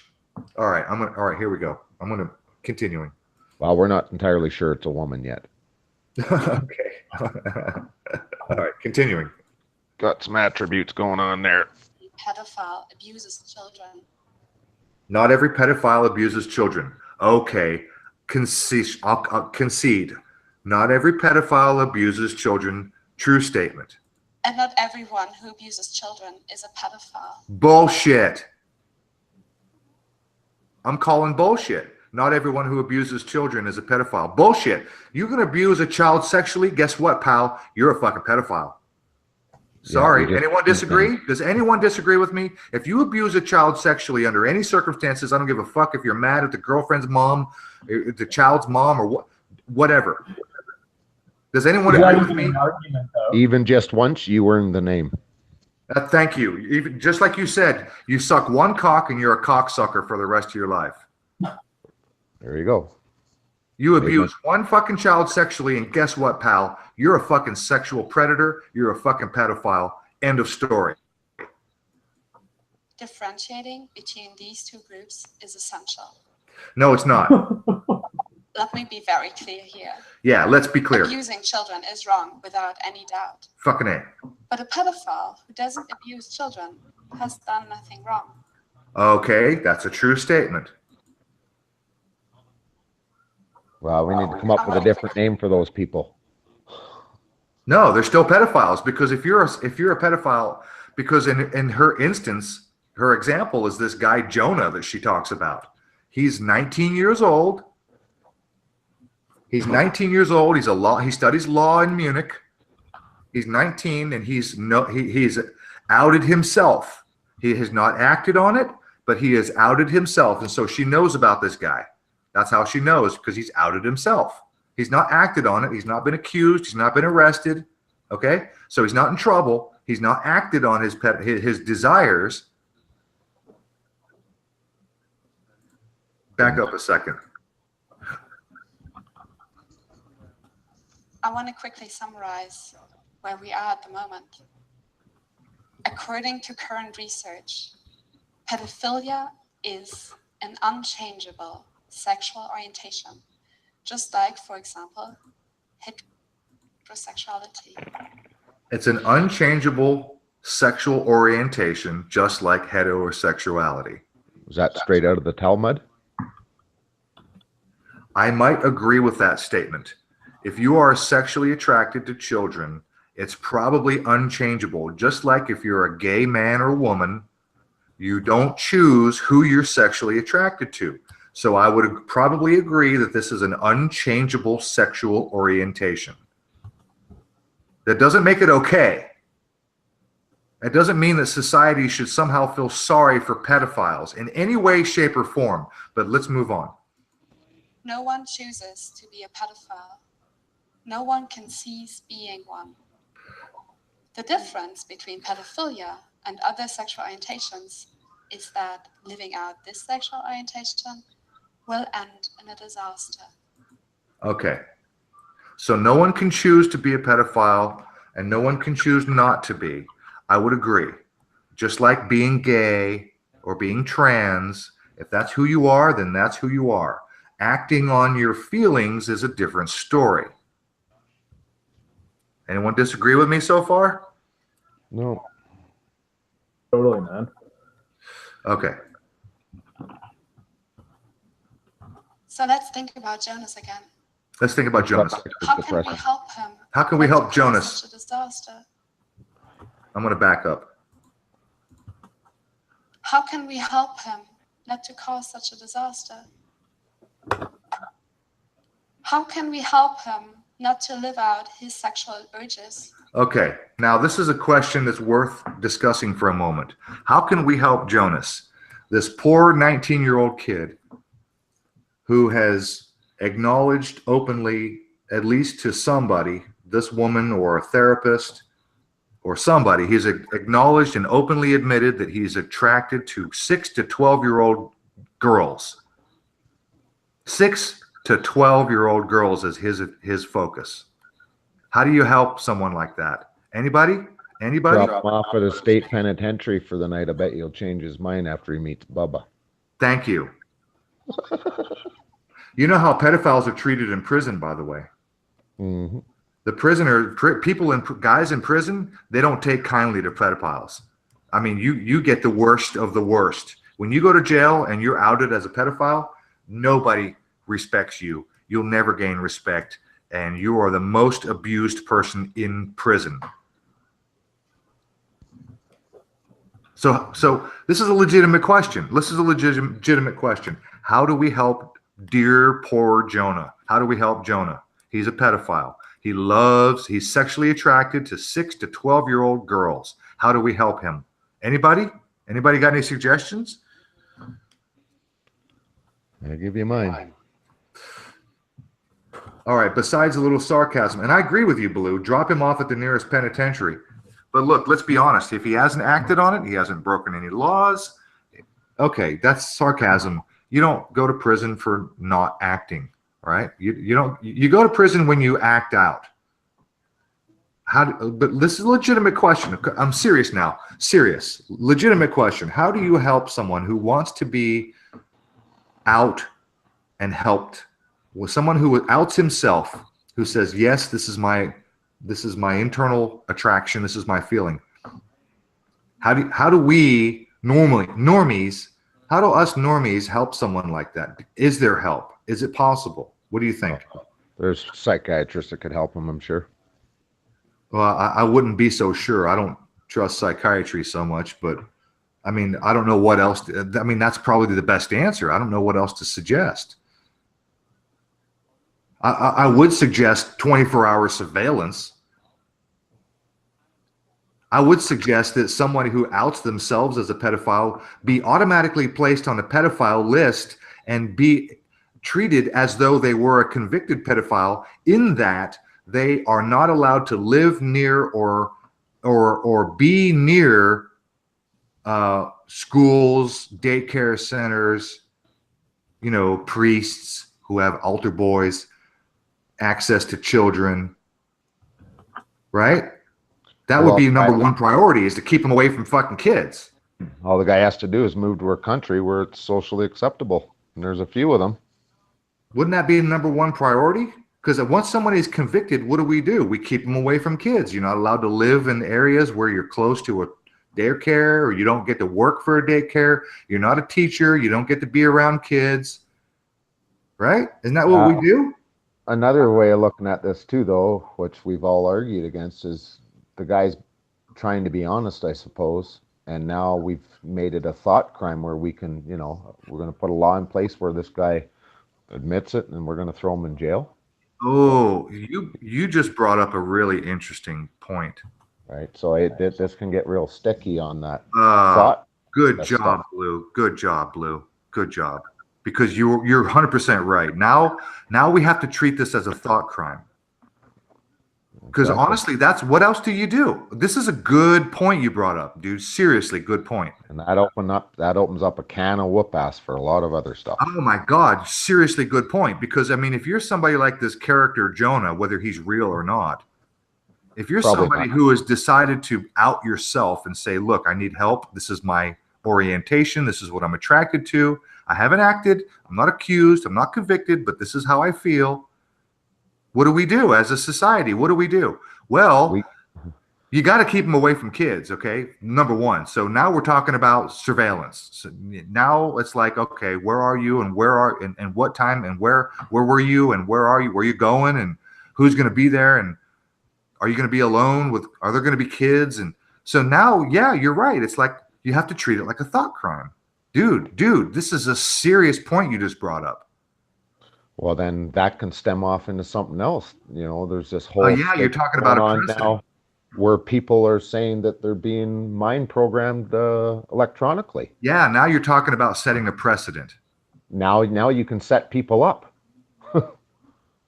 Right? And all somebody has to do is just go to a police officer, say, that guy's a pedophile. They'll go and arrest his ass, and now you got this whole law litigation thing going on. The guy hasn't done anything. Because that's happening to people in other aspects of life on its own.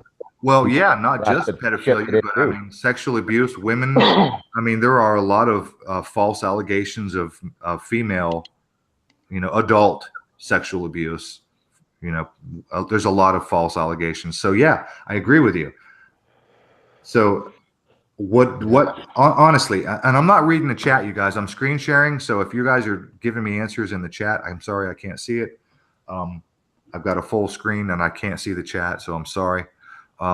Honestly, I only have my panel. And Cerebra, if you can, please come back in. I would like your opinion. If you can, if it's not too late for you. Honestly, guys, what do we do about this? What ideas, what could be done? If somebody outs themselves as a pedophile, as this is my desire, I've not acted on it, I'm not arrested, I'm not convicted, I'm not accused, but this is how I feel. What should society do with that? You'd have to find a way to help them, because it's pretty hard to punish somebody that's trying to be honest. That's a little bit too vague. I agree with you. Find a way to help them. I mean, I'm interested. The whole thing is, how do you mass surveil this many people that come forward? Well, probably contact the NSA. If you want mass surveillance, they're the people to talk to. There we go. Now we're all under surveillance. I had a pedophilia thought now. See where this is all leading? We're all making up reasons why everything that we don't want to have happen, that's already happening anyway. We're another reason for all that stuff. It's a vicious cycle, it seems. I don't know a way out of this, you guys. I'm fishing for ideas. So, I mean, I'm curious, Order of Chaos says to chip them all. Okay, so I'm going to back up a few seconds and I'll start this again. Here we go. How can we help him not to live out his sexual urges? How can we? So how can we help him to not live out his sexual urges? Well, I'll tell you what, sweetheart. How about a stiff fucking prison sentence? How about execution? How about public execution? Because if you act out and you harm a child in a sexual way, if you ask me, and I know my answer is going to be a little bit harsh to some people, I would suggest a mass public flogging. You know what I mean? Like a public execution. If you're going to act out your urges on it, I don't give a fuck if you're born this way. I'm sorry for you. That sucks. Look, we all are born and we all have problems, and it sucks that we all don't get to live our dreams, and that just sucks for everybody. We all have to get over it. Guess what, pal? Sexual abuse on a child is the number one, probably the above murder, I would say. So all these people that may be having these thoughts, and say this guy that admits it, now, is he saying he doesn't have the courage to do it? He's never going to act on it ever? And I mean, if somebody's never going to act on, say, a thought they had, are they really a problem? Yes, they're a problem, because then you would need everybody admitting to having that thought then. I know, right? Because now we're opening a whole can of worms with that one. Yeah, this is getting we're gonna circle the wagons here. This is not looking good for the rest of us. No, it's kind of a cut and dry on the, well, you did it or you're not going to. But the question at this point is, how do we help poor Jonah not act out his sexual urges? Well, I'll be honest with you. And this is just my opinion. I think Jonah needs to be under fucking deep, dark, total surveillance. And that just sucks for Jonah. But you know what? And you know what's going to happen is, if that happens, then all the other pedophiles who thought that, oh, they might come out because they need help and they want to ask for help and they don't want to be under total surveillance. Well, guess what? It just sucks for you. You're in the 1 or 2%, as this woman states. And by the way, isn't that the same statistic that psychopaths are under? 1 to 2%? But the whole thing is, if this is stigmatized, well, it is stigmatized already, but nobody's going to come forward with this information. You know what I mean? Well, exactly. Especially if they see the ramifications.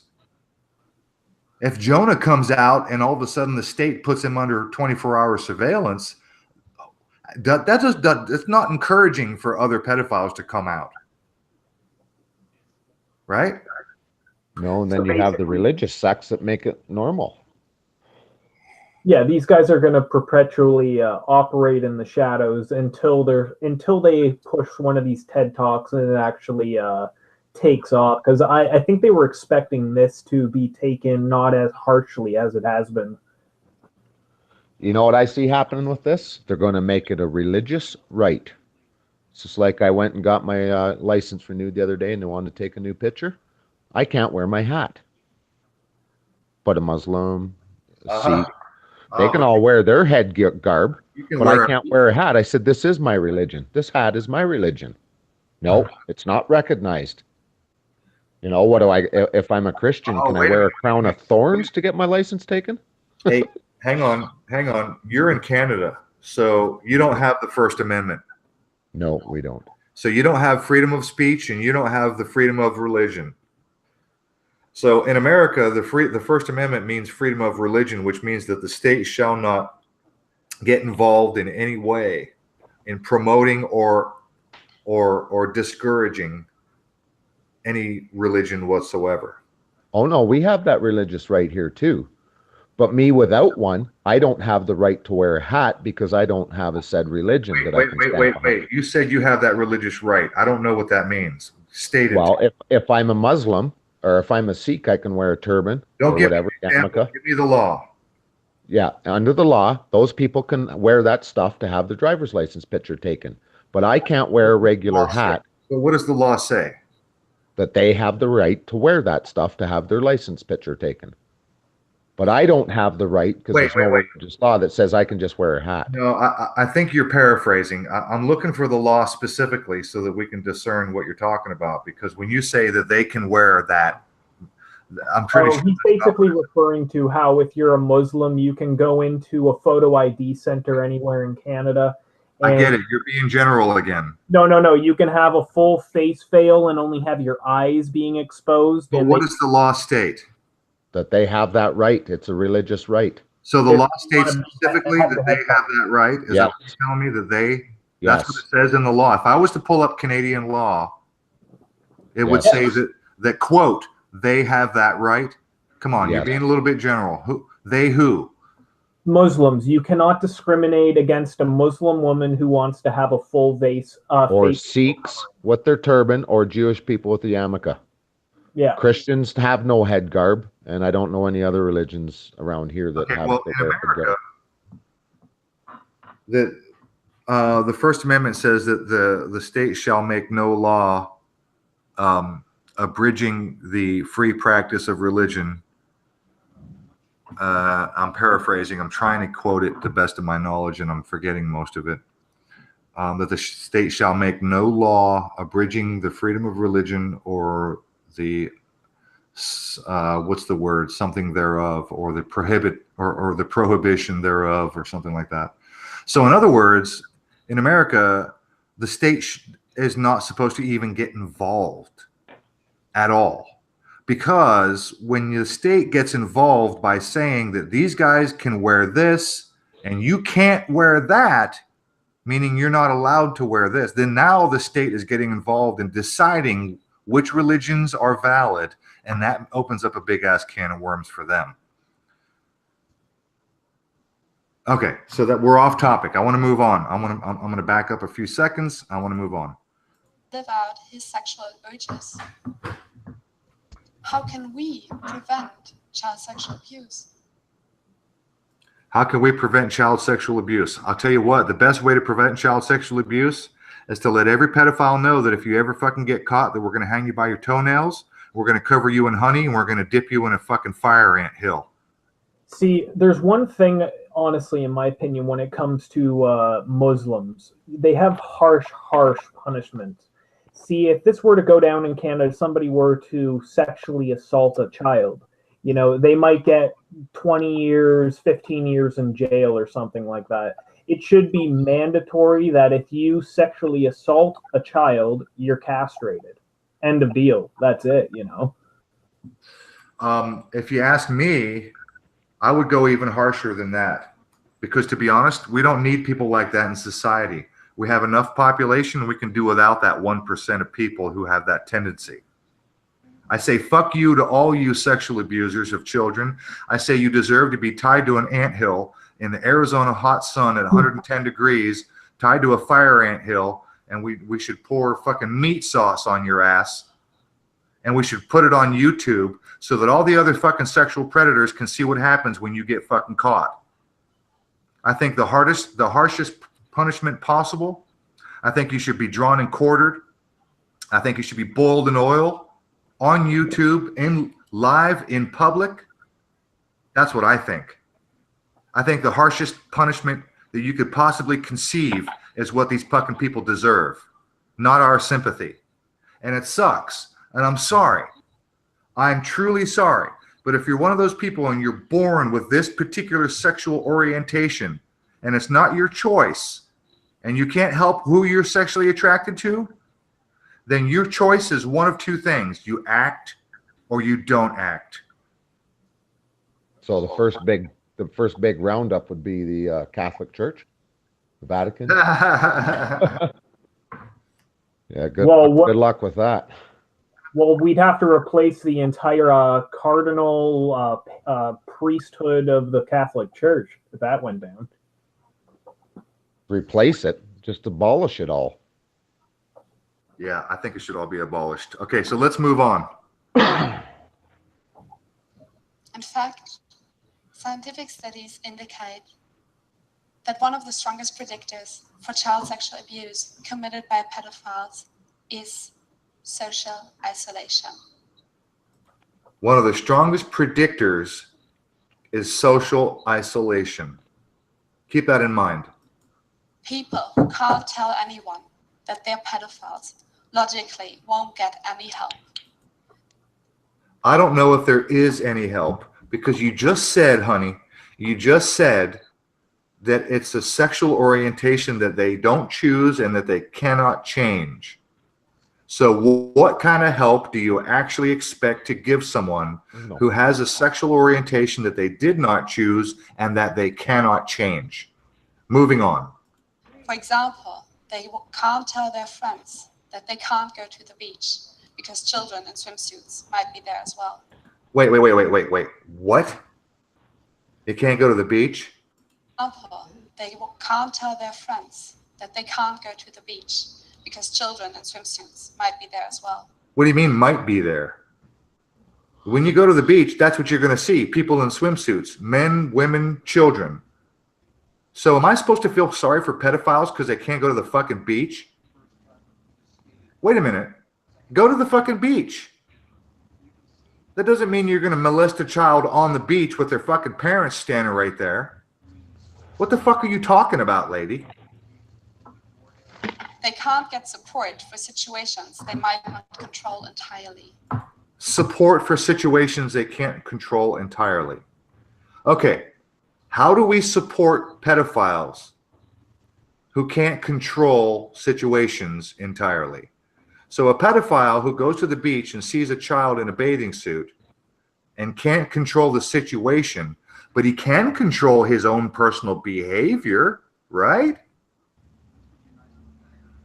Anyone? Yeah. I mean, are we not in control of our own fucking behavior? No, we can't control the situation. Do you control your own behavior? Moving on. And they can never be completely frank with someone else.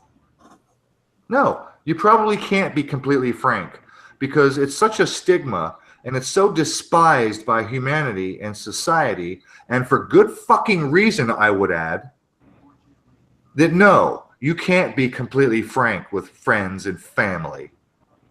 I mean, honestly, if you were a sexual predator, if you were a child pedophile, who the fuck would you even want to try to tell? And why?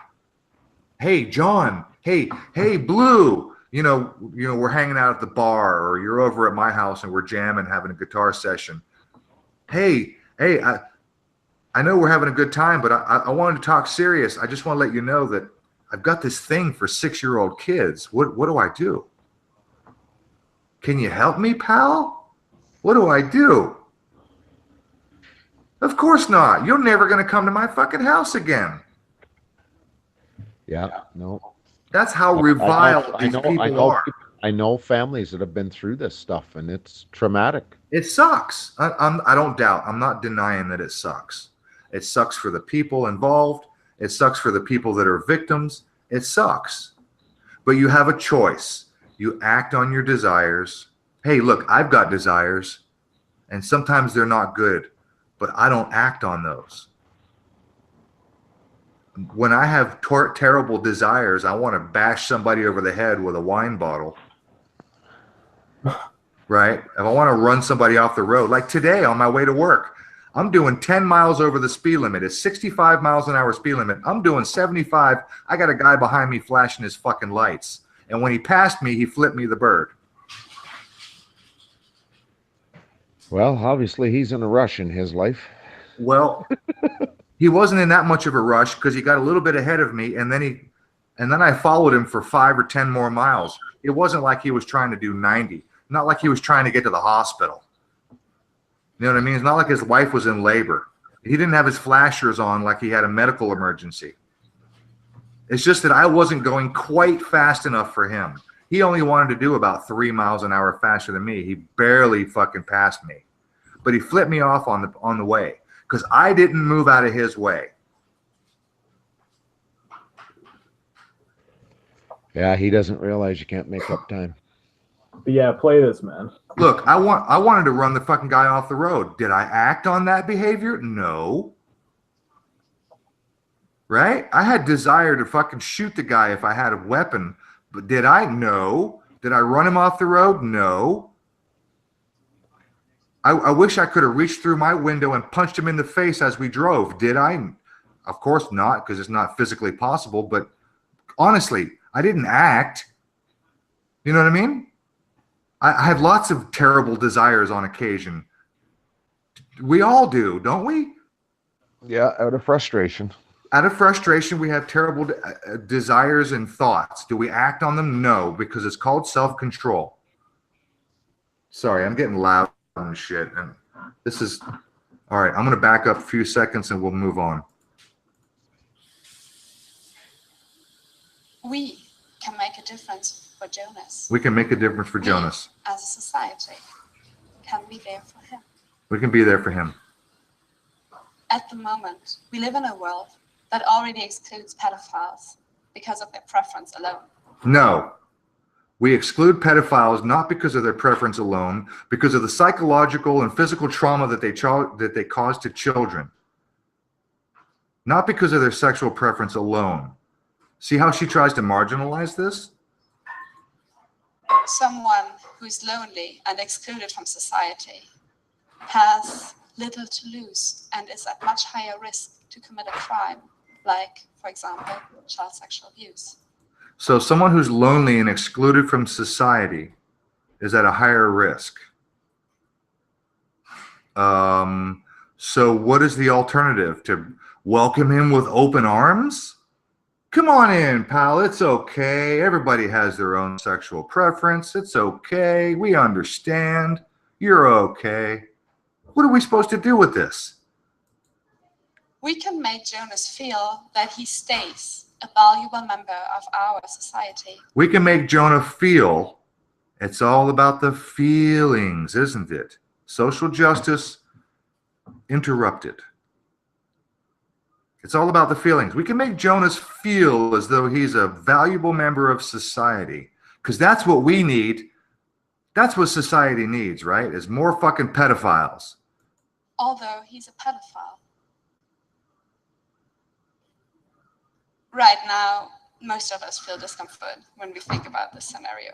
For good reason, honey. And most of us feel discomfort when we think about pedophiles. For good reason.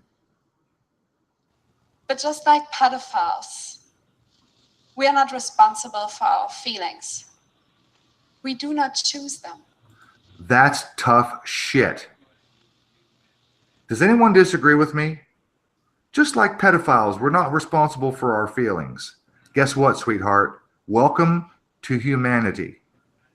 We have feelings, and sometimes those feelings make us want to do terrible things, and we don't always act on them. And when we do, society has laws to deal with them.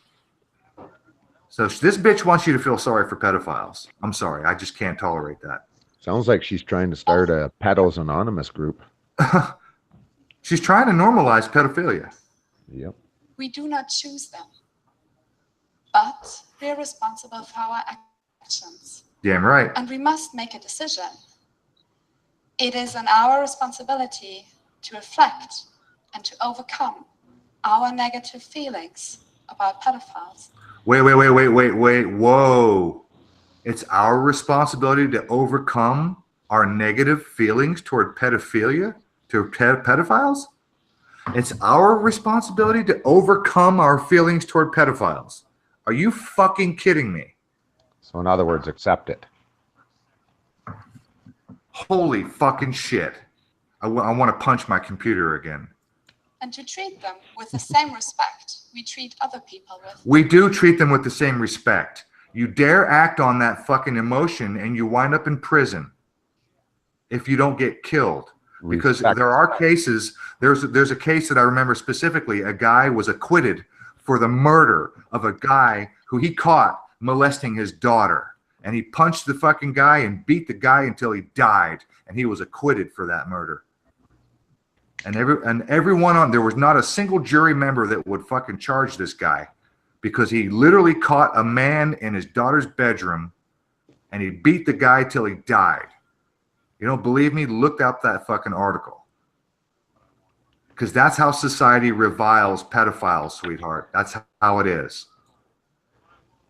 We should accept that pedophiles are people who have not chosen their sexuality and who, unlike most of us, will never be able to live it out freely if they want to lead an upright life. You're fucking A right, they won't be able to live it out freely if they want to live an upright life. Interesting choice of words, by the way, an upright life. She just contradicted herself.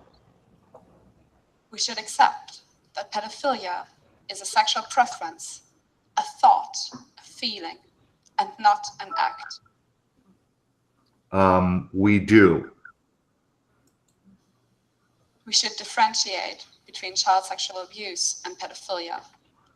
Not really. We shouldn't increase the suffering of pedophiles. We shouldn't increase the suffering of pedophiles. Oh, does anybody's heartstrings being tugged on feel sorry for pedophiles?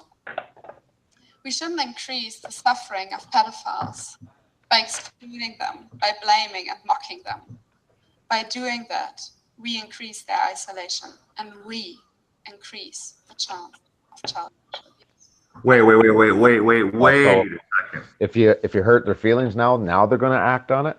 It's our fault because we didn't accept them with open arms that we are increasing the chances of sexual child abuse because society doesn't accept pedophiles? Because if we don't accept pedophiles, then they are further isolated and then they're more likely to abuse. And so it's our fault. Is that what you're trying to say? Sounds like she just come back from Epstein's Island. Only if they make themselves recognizable, because they're not afraid of punishment, of anger and rejection. Only if they make themselves recognizable, because they're not afraid of anger and rejection and resentment. Okay, so what?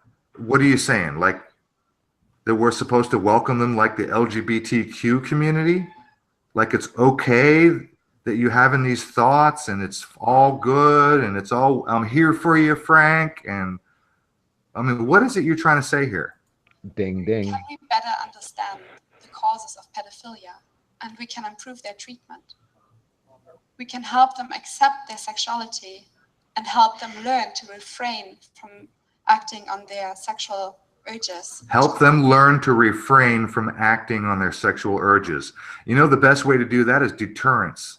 And that is that when they get the message that if you ever get fucking caught, that you're going to be flogged in public, you're going to spend the rest of your life in fucking jail. You're going to go to prison, and you know damn well that prisoners don't take kindly to pedophiles.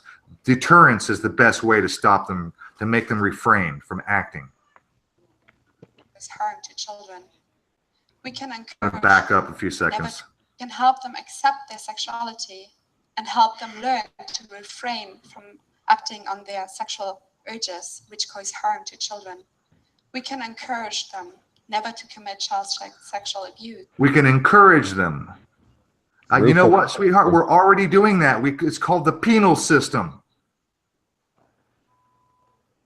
Somebody else talk. I can't fucking take this. Yeah, we can encourage. She's saying it right there. We can encourage them. Yeah, you encourage them by, here's the law. I encourage you not to do this because this is what happens. Fucking A. It's that simple. That's all it should ever be. Well, what if we're going? I encourage you not to drink and drive, although we socially accept it sometimes. Because here's the law. That's right. That's what we have laws for, is to encourage and discourage behavior. That's what laws are for, to encourage and discourage behavior. That is exactly why we have laws. Go ahead, Gandalf. You will say something? Oh, I was just gonna say, well, what if we're going about this the wrong way, guys? What if, you know, in 50 years from now, people will look back on us like Neanderthals, not letting black people sit at the front of the bus? Oh, they're going to look at us like bigots because we didn't accept pedophiles into our society. Yeah, like, you know, this is going to start getting pushed, man. Like, it's like the whole this is the push. Oh yeah, there's going to be TV. There'll be so much shit on TV on this in the next coming year or two. They already have all the rest of the shows. There's actually been a few movies and TV shows that have come out pushing this, eh? I'm telling you, I've already seen articles going back at least a year old. All right, continuing on. We can help them refrain from entering dangerous situations they might not control entirely. No, sweetheart. You control entirely your personal behavior. You might be in a situation where you're a pedophile and you're surrounded by a bunch of children and there's no adults present whatsoever. You still have control over your behavior, honey. End of fucking story. And we can prescribe medication. Oh, there it is. Did you hear that? We will give them the medication. We will subscribe you some medication. This has to be going down in Germany, man. And we can prescribe medication. There it is. This approach has already been successful. This approach has already been successful. In the last 10 years. What? This has already been successful at the Deutschlandindern Mengele was doing this shit. We already developed the pharmaceuticals. All you need to do is take them. We have been preparing the pharmaceuticals for 10 years for this exact situation. IG Farben has been hard at work. We have been working on the best medication for people with these problems. Unbelievable. And Bayer has just purchased Monsanto. Yeah, this message brought to you by Monsanto. You are against the pedophile? Are you also a bigot against the black people? Are you not taking your prescribed medication? I feel bad. My grandmother was German. Have you not been taking your prescriptions? I think that I must write a report to the commandant about your behavior online. Dude, honestly. She's talking about medication, prescriptions. Prescriptions for what, sweetheart? To change sexual orientation? Are you telling me that she just said it was successful? She said this has already been tried and it's been successful. I'm going to back it up. The key is in the last 10 years. I want to know how successful, what trials, who's been tried, what medication, who's making the medication, what's in the medication, what does the medication do? Because she's talking about changing sexual orientation with medication. Thank you. I'm getting loud. I think I know what it is. It's whiskey. Whiskey.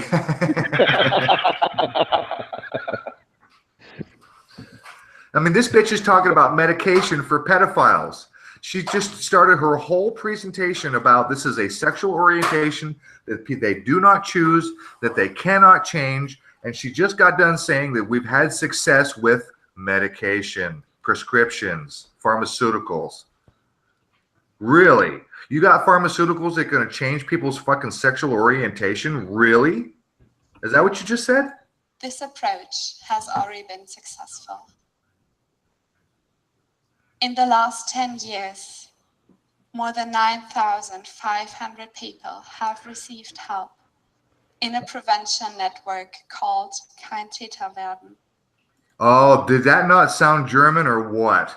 Yeah. Oh, you guys nailed it right there. This is fucking, I'm going to back it up again. Yeah. So she just said in the last 10 years that they've had success with 9,500 people.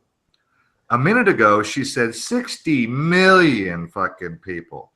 Das Deutschland Medical Research Facility has already been successful.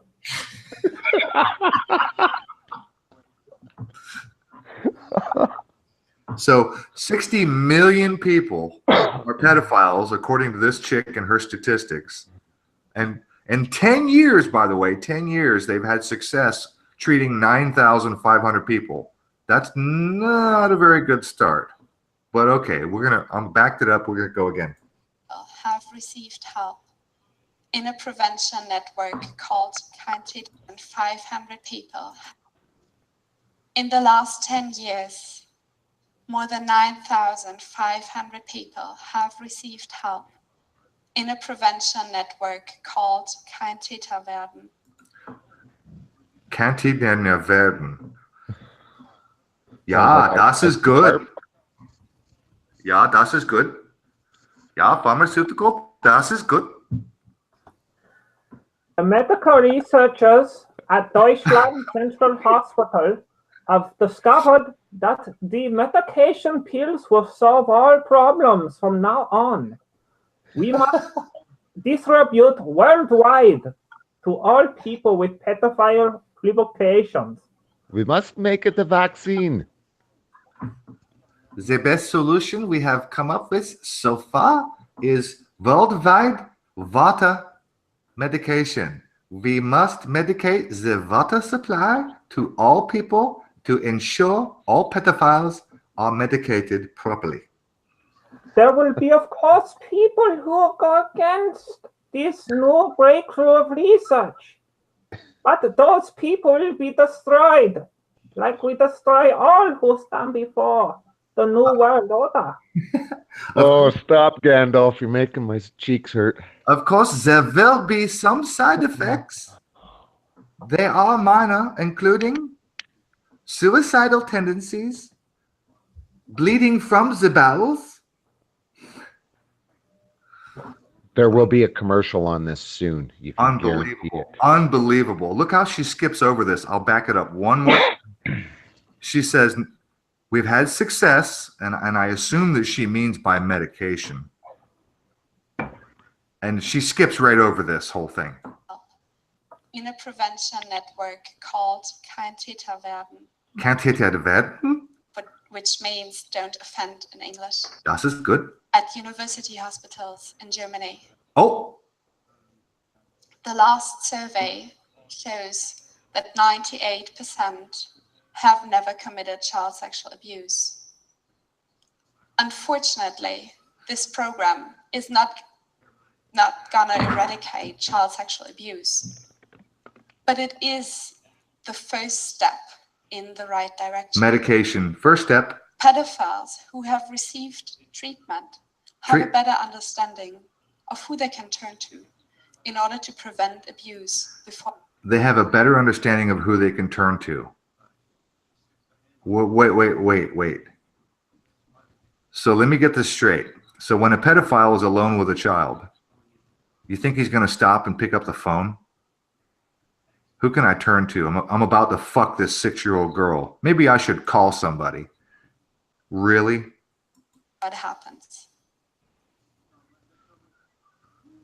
Most of you might ask themselves now, why is she telling us that? 5 years ago, I first heard about Jonas's life. There it is, right there. Did you hear that?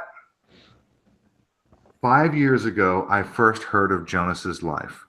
So he was 14. Thank you. 14-year-olds are attracted to probably 12-year-olds. 6 to 12. I doubt 6, but whatever. Well, that's what she said. 6 to 12. I never saw a kid that was ever attracted to anybody younger than that when we were that age. Well, at the beginning of her talk, she said Jonas had a 6 to 12-year-old proclivity. Yeah. He so was if it's attracted 12, to, it's normal. He was attracted to 6 to 12-year-old girls. That's what Jonas's problem. And she just got done saying that I heard about Jonas 5 years ago, and you nailed it. Yes, thank you. And you got it quick. Thank you.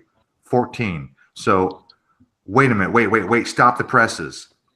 How did you hear about Jonas? He's 14. How did you hear about Jonas? We don't get to know that information. This whole thing is a bunch of horse shit. It's all made up. Thank you. Thank you. I'm so glad to be talking to guys like you because you're not fucking stupid. Thank you. All right. No, go ahead. My mama didn't raise no fool. Thank you. Continuing on. Prior to that, I have never really thought about pedophilia, and I had just adapted the prevalent societal view about it without never really questioning it. I felt anger and disgust about pedophiles. Really?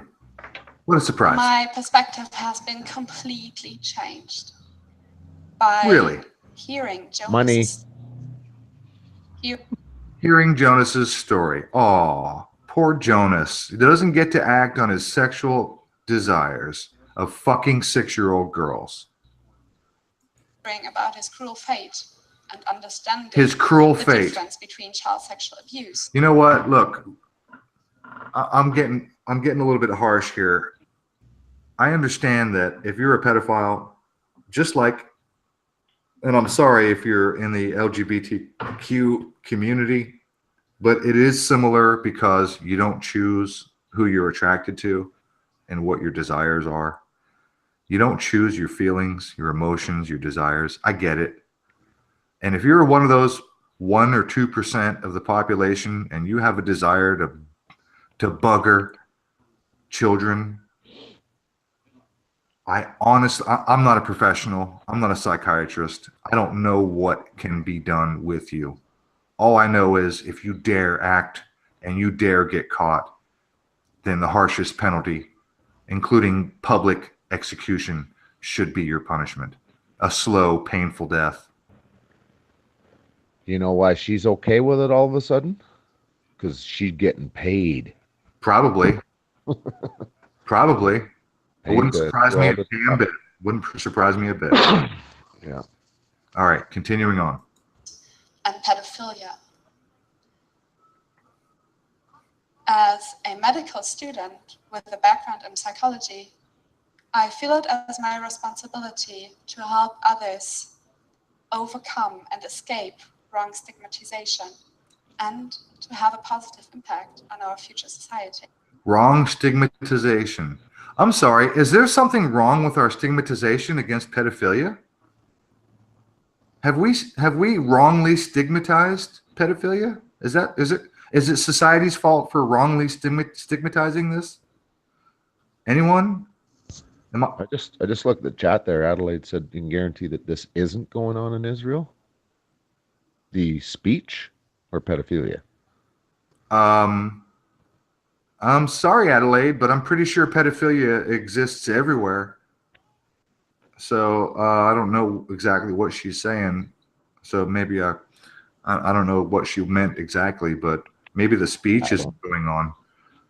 What's not going on, Adelaide? Clear that up for us. And Blue, keep an eye on the chat and let me know, because I can't see. I'm screen sharing and I can't see the chat. All right, only a couple minutes. Let's go. By changing our view about pedophilia as a society, and by offering them support and therapy. Changing our view of pedophilia as a society and offering them support and therapy. Does she mean that in Israel they aren't normalizing it, or they are? Well, I'm wondering about what the woman on the TED Talk said about changing our view of society and offering support and therapy to pedophiles. No. Support and therapy? I got therapy for you. It's called prison. It's called you know who you are and you know the law. And if you break that law, this is your punishment. End of story. Hey, what if I was born with a proclivity to drive drunk or drive stoned or to shoot out my car window at random at fucking people who piss me off and flip me a bird and flash their lights because I'm already doing 10 miles over the limit, which wasn't fast enough for him? Well, you know, it's the same thing as letting psychopaths out on parole and they're going to promise to take their pills. Society should have sympathy for me because I want to shoot people who flash their lights and then flip me off because I'm already doing 10 over the limit, not fast enough for this asshole. Because that happened to me this morning. So society should feel sorry for me because I shot the guy in the face. Because I was triggered. He triggered me. Yeah. It wasn't my fault. I was born this way. I can't help my feelings. Now we're getting into mental health about everything. No, I mean, no, fuck all you with all your goddamn feelings. Fuck all of you with your feelings. Fuck you and your feelings. Everybody has feelings. I have feelings. You have feelings. Sometimes they're good and sometimes they're not so good. How you act is how you're judged. Your feelings don't affect mine. How you act is how you're judged. Period. This is how society works. I might want to smash some guy in the face with a fucking wine bottle. But do I do it? No. Do I think about it? Sure. Sure, I've had some pretty horrible thoughts in my time. Pretty horrible thoughts. And sometimes when I'm in a moment of anger or a moment of stress, I have some terrible thoughts. Do I act on them? No. Do I harm people? No. Do I act out and, cause havoc and danger and injury to society and people? No. I'm a human. I have terrible thoughts. We all do. It's how you act is how you're judged. Period. I don't give a fuck how you're born. Sorry, I don't care how you're born. I don't care if you're gay. I don't care if you're trans. I don't care if you're a pedophile. How you act is how you are judged. Period. Don't care about your feelings. All right. One more minute. We can help millions of people to live better lives. We can help millions of people with pharmaceutical. We can effectively reduce child sexual abuse. Oh, wait. She just said effectively reduce child sexual abuse. I thought we were talking about pedophilia. She just wanted to make a differentiation a minute ago. So now it's prevent sexual abuse. No one is responsible for their feelings, but everyone is responsible for their actions. There it is, right there. Thank you. At least she's not as dumb as she sounds. Well, she can leave the stage now. She just answered her original proposal. And her talk is over. So thanks, sweetheart. You're done. I thank you very much. And there it is. She's done. Good. Thank you for all the money.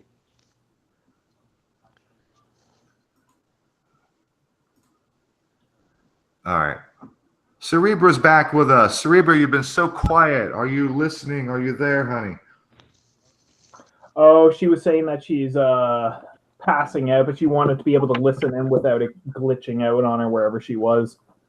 Okay, she's got a not so good connection. She's probably in a hotel room somewhere in Italy. Cerebra, feel free to pipe in anytime, honey. I'm glad to have you with us. I would really like to get your thoughts on this if it's not too glitchy. I'm going to go back over and have a look at that chat room. Let's see, what do we got going on in the chat? You could really talk about this subject till you're blue in the face, couldn't you? I've seen like dozens of articles, at least a dozen. I don't know how many. I honestly don't know how many, that are basically doing the same thing that this chick just did, was trying to normalize, literally trying to normalize. Well, I mean, they're probably doing it in school systems. Well, have you guys ever heard of that documentary? This came out. Now, I think this whole normalization has been taking place. Someone said since around or mentioned that Lady Gaga song Born This Way. And I think this whole normalization thing, stage of this has been going on for maybe about 10 years, honestly. 4 or 5 years ago, there was a movie, or it was a documentary released on Netflix, and it was, I think it was from Germany or France or something like that, but it was called All Men Are Pedophiles. Yeah, I think I've seen that title on Netflix. I haven't watched it, though. Yeah, what? And that was 4 years ago, and it blew me away that when they put that out on Netflix, I was like, what the fuck is this? I won't lie, I do appreciate a tight ass, but I'm no fucking pedophile. But no, it's All Men Are Pedophiles is the name of this documentary. And, when that came out, I was like, this is fucking normalization. Like, this is coming down the tubes sometime soon. Unbelievable. All Men Are Pedophiles? What was that? Yeah, check it out. It's on Netflix. All Men Are Pedophiles. Oh, that's the name of it? Yeah. Oh my God. That's the first thing I thought of when I seen that title. I didn't watch it, but that was the first thing I thought of when I seen that title. That's exactly what that title is doing, is normalizing it, saying that everybody is. Wow. I'm disgusted, you guys.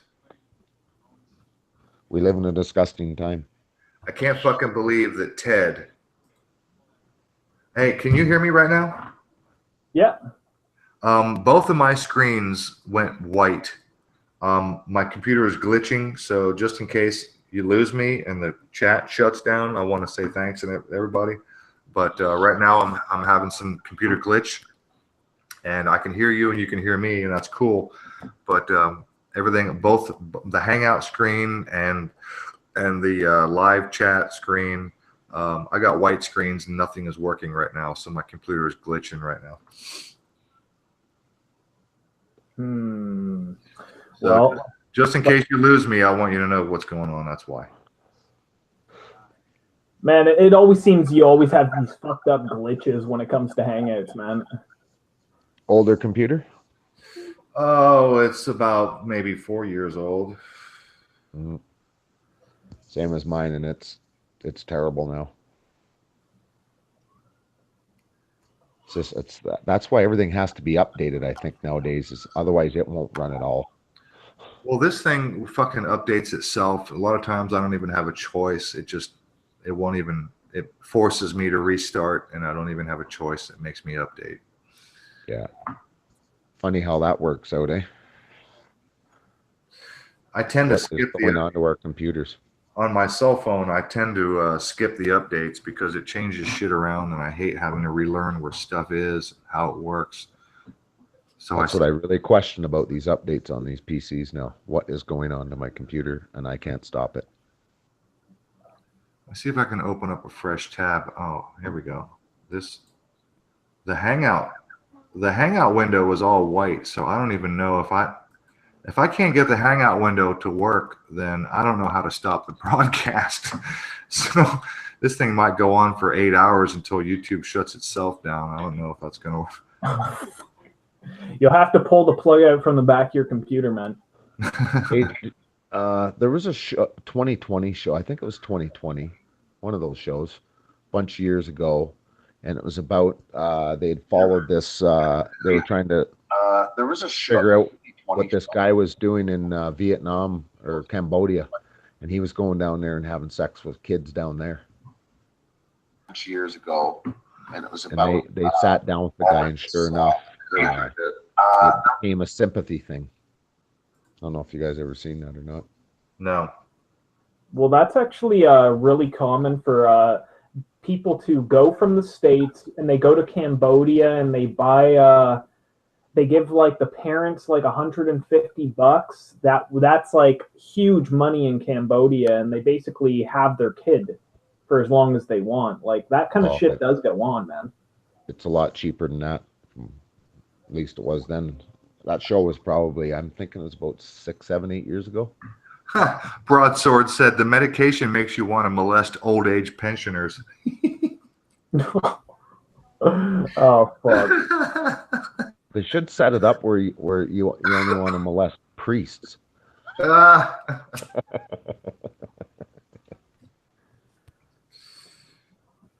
Well, this shit's so pervasive. Like, you guys ever come across Alan Watt, where he goes into how this has been like a long game operation by the social engineers that eventually they would get to this point, and that was all part of the plan from the beginning. Yeah, I've listened to him a lot. I love Alan Watt.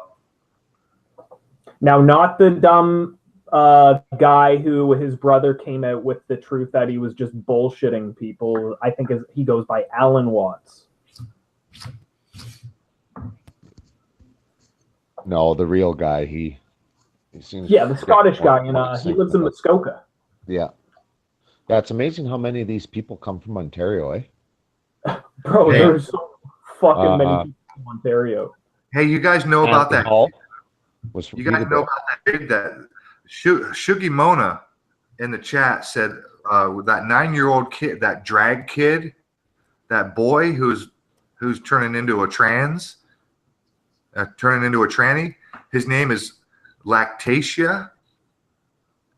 Oh yeah, that kid. I'm pretty sure that kid's in the GTA or something like that. Check the chat. Shug Mona typed it out with LACTA capital CIA. No, that's like this kid, and it's like a 9-year-old who's performing at pageants, and he's like walking down like runway aisles with like adult 20, 30, 40-year-old transsexuals, and he's been accepted into the transsexual community. I'm pretty sure from Toronto. Yeah, I haven't seen that yet. Don't know if I want to. Yeah, Lactatia. Lactacia. Oh, it's fucking sick, man. Dude, the social engineering has just got me over the fucking barrel. I see it everywhere. I think honestly, like when it comes to Ontario in particular, I think it's because they push people over the edge to such an extent here. They just went fucking all out crazy in Ontario. Our lesbian premier, which is basically our version of a governor, she got this guy who's a convicted child molester to write the sex ed curriculum for Ontario. And good old Dougie boy, Doug Ford, fucking scrapped that shit. So, and there was this big protest today actually about this in Toronto. how Doug Ford had scrapped this pedophile-written sex ed curriculum for kindergartners. Man, you know, it's so fucking disturbing.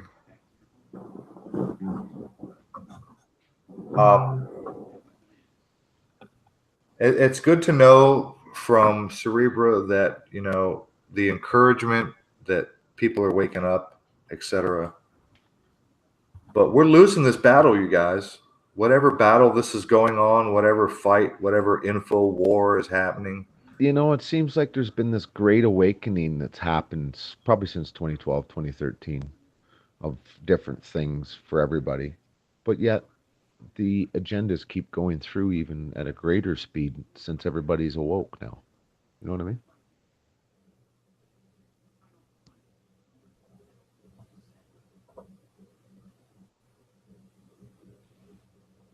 Do you hear me?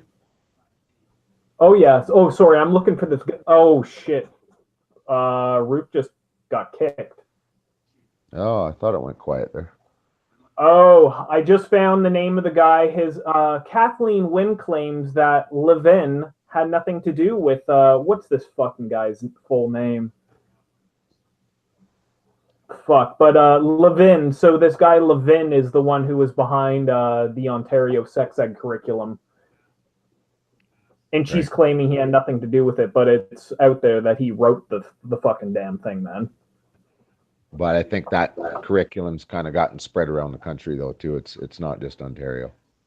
Oh yeah, they were gonna roll it out nationwide, but like it was kind of like see it. You know what you see in the news here all the time. Just in Calgary alone is pushing these after-school transgender kids groups. I didn't realize how big it was. Well, you're out in Alberta now, right? Yeah. Yeah. So, what are they rolling out there? Nothing similar to this, I'm imagining, right? I haven't really looked at the school curriculum thing much. I just know what I've seen for local stuff and the LGBT stuff, and of course they have their big gay pride here stuff too. It's huge. It's everywhere, man. Yeah, it's bad all across Canada, and it's all over the States, and it's in everywhere in the Western world. I think nowadays has this whole pervasive system that's trying to implement itself. Like this is just hyper normalization, and you know, Alan Watt just said that yeah, they roll these things out 50, 60 years beforehand. There's been movies that have pertained to this whole thing, this whole subject that have gone back into like the 60s. Oh yeah, way back in the day, this shit was getting pushed. What's way that one Stanley Kubrick movie? Fuck. I'm trying to think about the name of this old movie, but it was way back in the 60s where it's like this guy who's going after like this young girl or something like that. Oh, I don't know if I remember that one or not. But yeah, this has been like a long-term fucking thing that's been coming down the pipes, man. Since the invention of TV. After World War II, it really kicked off. Yeah, World War II and just about right after World War II, like this started to, I don't know, the whole 60s thing. You ever got into the whole Laurel Canyon fucking shit show that went down, man? Yeah, I've seen a little bit of stuff on it. The culture creation that took place in Laurel Canyon, where all these people, like from Jim Morrison to the Mamas and the Papas, they were all hanging out at the same they were all in the same cliques pushing this big thing to get people to come out to California. Yeah, and it was all CIA funded, something to that effect. Oh, that's it. Lolita is that's the name of the movie. Oh, and this goes along with that guy John Podesta. Yeah, well, I don't know him. Well, but you've heard of him, right? And he's supposed to have that thing. Way too much. He's supposed to have that thing called Pedophile Island, the name of his plane that Donald Trump jumps on to go out to that island, and the Clintons would jump on to go out to that island. It's actually called the Lolita Express. Yep. Yeah. It sounds like in the upper echelons there, it's almost a blackmail thing too, right? They put them into these situations, give them no way out, make them do it, and now they're in, right? It's just my opinion. Cerebra, Now they got them by the balls, literally. Oh, exactly. Cerebra, I see you're still with us. Have you got anything to say, honey, before we close this out? Because we're getting near the end, and I know it's late for you, but you're in here. I see you. Yeah, she's. I think she's probably gone to bed. She was saying she was probably going to pass out earlier. Okay.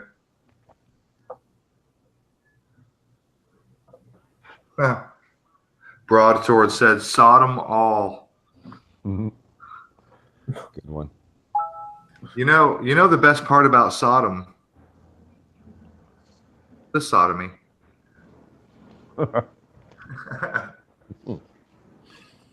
Okay, we shouldn't be ending this off with jokes on that stuff. Okay, yeah, I know. You're right. That was bad. Bad joke. Hey, it's a Jack Black joke. I got it from the movie Year One. Actually, it was a David Cross joke. Well, I don't know how many more times I want to cover this subject, to be honest with you. Yeah, me neither. I mean, it's depressing. I don't know what else to fucking do about it except be angry and be talking. And like everything else that gets brought out in this world, eventually nobody cares. You know what I mean? That's unfortunate, but you're 100% right. Nobody fucking cares. No, I mean, look, drill it down your throat for 2 months and then you forget all about it. And I know you're speaking generally because there are those of us who do care. But on everything in life. I mean, but honestly, there's 25 people watching right now, and everyone watching cares. And I know that there's more than that, but let's be honest, there are billions of people on this. I mean, caring in what can you do? Right. What can you? Yeah. You realize you can't do anything.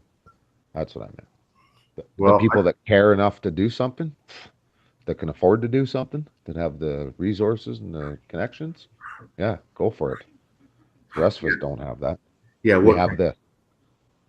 Well, the whole thing is people in positions of power have the ability to get out of a bind that they might get themselves. And so when it came to like John Podesta, or not Podesta, what's that? The guy with the Lolita Express. When it comes to that guy, I think he only ended up serving about a year in jail or something like that, and then he was put on house arrest.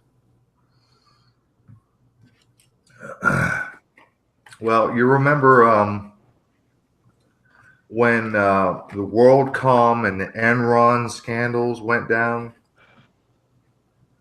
The contrived scandals, yes.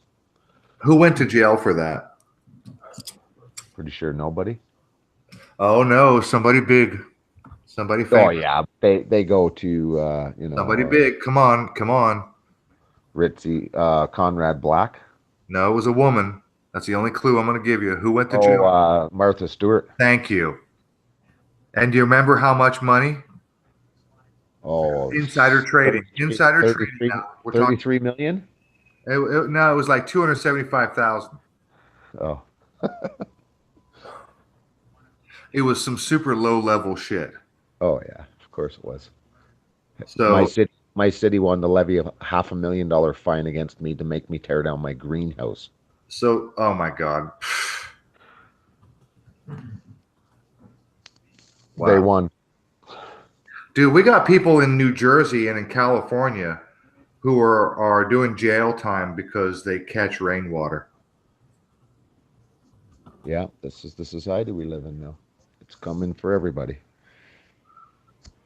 There are people in jail right now in New Jersey because they're not residents. They're not because guns are illegal in New Jersey. But there are people in jail right now because they drove through New Jersey. They were traveling through that state and they had a firearm. Yeah, I've seen videos on that stuff. Pretty crazy stuff going on down there. Would it really be a big deal if the U.S. and Canada, if we broke up into individual states and provinces? Because I Fuck, know that's our country has threatened to break apart twice just from Quebec, and Alberta's threatened to break it apart once. That's all theater. We got I California know, but right yeah, now. but people were generally we were having discussions about it all the time. That's the well, problem. unlike the That's the states. problem. That's the problem. That's the problem is that people are having discussions about shit that don't fucking matter, that'll never gonna fucking happen, that's a psyop from the beginning. That's the problem, that people being sucked into bullshit stories. See, the thing is, though, we can legally separate. We can in Canada, unlike the United States, we can actually become our own individual countries based on the province, and That's what that you was think. that was written to the Constitution by Oh, this was John a A. real deal Macdonald. for Canada. Yeah, by John A. Macdonald, Yeah, because but you know that'll never happen. it could. It It came almost very happened close. tonight. It came very close to happening. But did it? Within 1 percentage point, it came that close. So that's Whether or not it was a true real count, but right. yeah, like millions of people voted. Right. So what's the psyop? What's the effect? Well, how does it affect people on the way they think?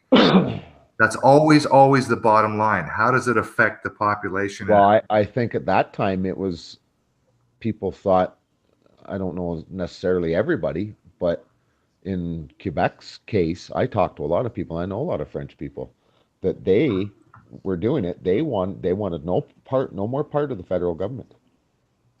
And then what happened as a result? Nothing. They had a referendum throughout And the whole then- province, and and it came then- to 1 point, and it stayed. Yeah, you're right. You think- Psyops from the beginning, yes, probably, but people generally had, even the rest of Canada, we all had an opinion about it, and if we all had got a vote on it, we could have helped them. Yeah, they eventually had to recognize Quebec as a nation state within the super state of Canada.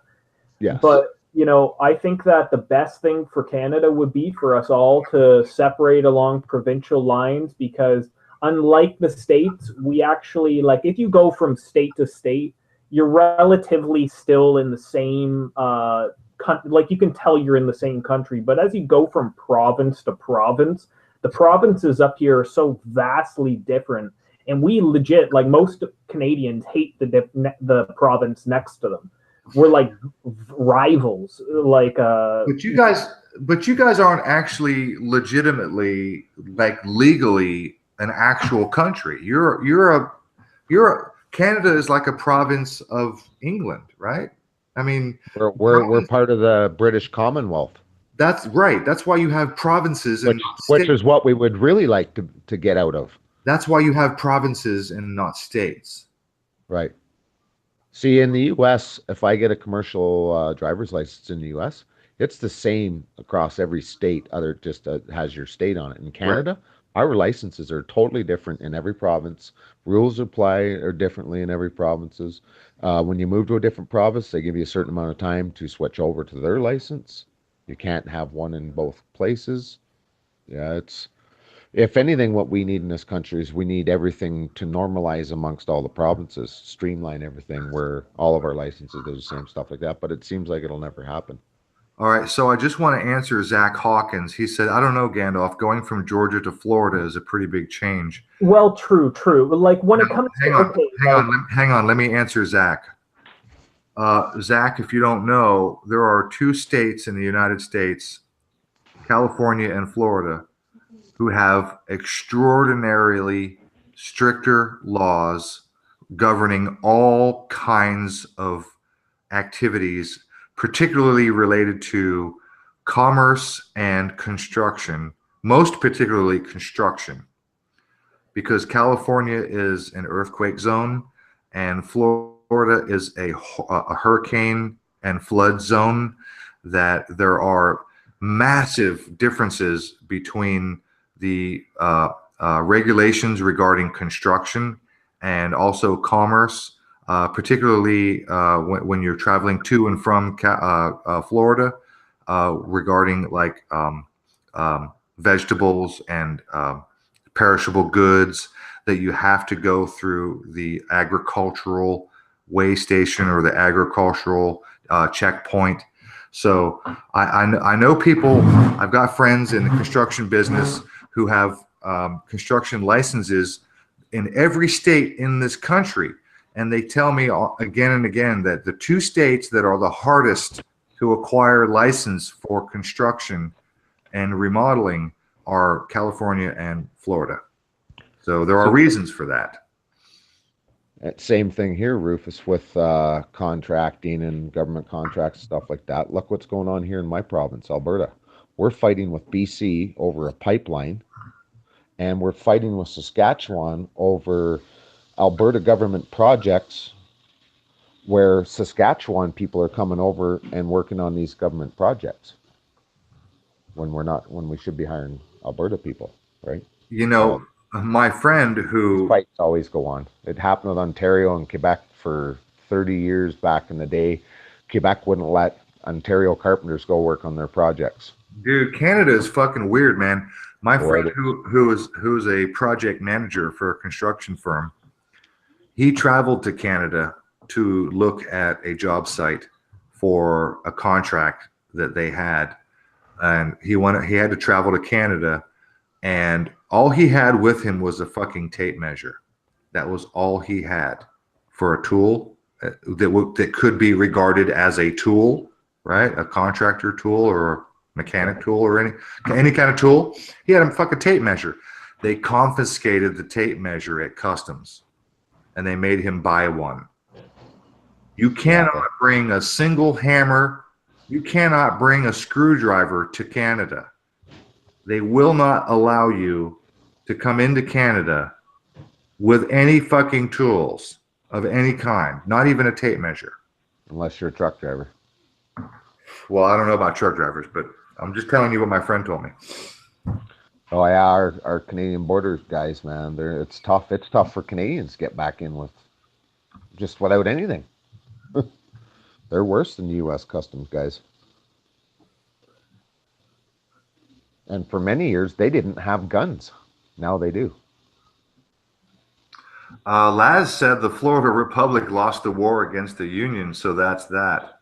I don't know. That's interesting. Maybe it has something to do with it. But I do know that Florida is a flood zone and it's also a hurricane zone.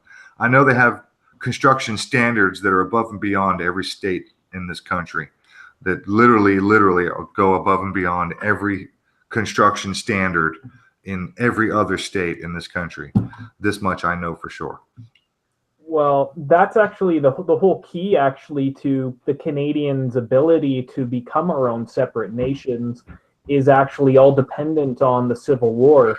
Our confederation was in 1867, and that was 2 years after the end of the Civil War. And the reason is that we were able to have this ability to separate is because there was such a huge amount of Confederate immigration that came into Canada right at the end of the Civil War. And they actually were with the leaders that were establishing Confederation, like John A. Macdonald, at the very beginning of the Confederation. So that's why, because they warned them, if you guys ever do want to separate, have it binding within your Canadian Constitution that you guys can become your own individual entities within this North American region. Yeah, and a lot of immigrants then too were given land. They were inviting people over and giving them land.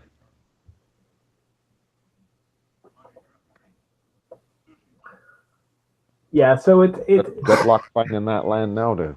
Oh God, man! Like the best place though, the last place I swear in this entire country is Northern Ontario, man. Yeah, and we're not even allowed to squat now on Crown land. Wait, they removed that? You check it out. I researched it last year. You can't squat anywhere in Canada now. Because used to be you could squat on a piece of land for 10 years and then you'd own it. Yeah, well, I think it was 7. Even Alaska, there's 7 or 9 families left that were the original squatters out into the vast area that's uninhabited. And they passed a law in Alaska that nobody else except for their families can live on that land. No more squatters. Yeah. Wow, fuck! I had So no that's idea. why we need to get rid of our affiliation to the monarchy, because that bitch's name is on every square inch of this country, and we're not allowed to, as Canadians, we're not even allowed to go and take a piece of land out in the middle of nowhere. Nope, not allowed to now. No, that's the Queen king. owns all that. Yeah, Queen owns all that. Pretty sick, eh? Well, it's not even technically the Fuck her. Queen that owns that land. It's technically the Crown Corporation of London that owns it. That's why it's called Crown Land. I get it. I understand all that, but you know what I'm saying, right? Yeah, no, it is the Her royal. name's on too much shit in this country as it is, and she's done nothing for this country. No, you're totally right. Well, it's the aristocracy, right? We're subjects of the British aristocracy. They own that. The entire Trans Canada Highway is the Queen's Highway. There's Kings and Queens highways. That shit needs to end. If Britain's ever in trouble again, I don't think we should be helping them. They've never fucking helped this country. They've just enslaved it further.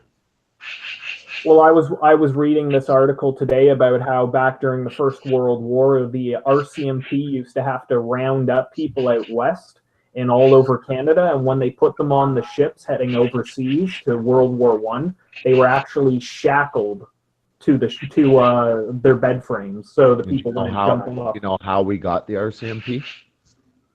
No. They were basically hired henchmen for the Hudson's Bay Company, which was who? The royal family. Yeah, the Hudson's They Bay. set up trading posts all over the country to take control of it, to take control of all trading. And that's where you got the RCMP from. Oh, fuck. Yeah, Canada's basically was established as a corporation, more or less. Yeah, we're not a country, we're a company now.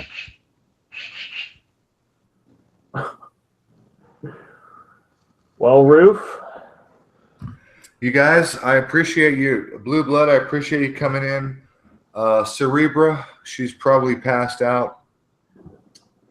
And I wish I had a chance to talk to her some more. She's one of our favorites. But it's very, very, very late for her. She's 5 or 6 hours behind us. So for her right now, it's like 2 a.m. or maybe 3 a.m. for her. I appreciate you guys giving me a little bit of support here. I had nothing else going on.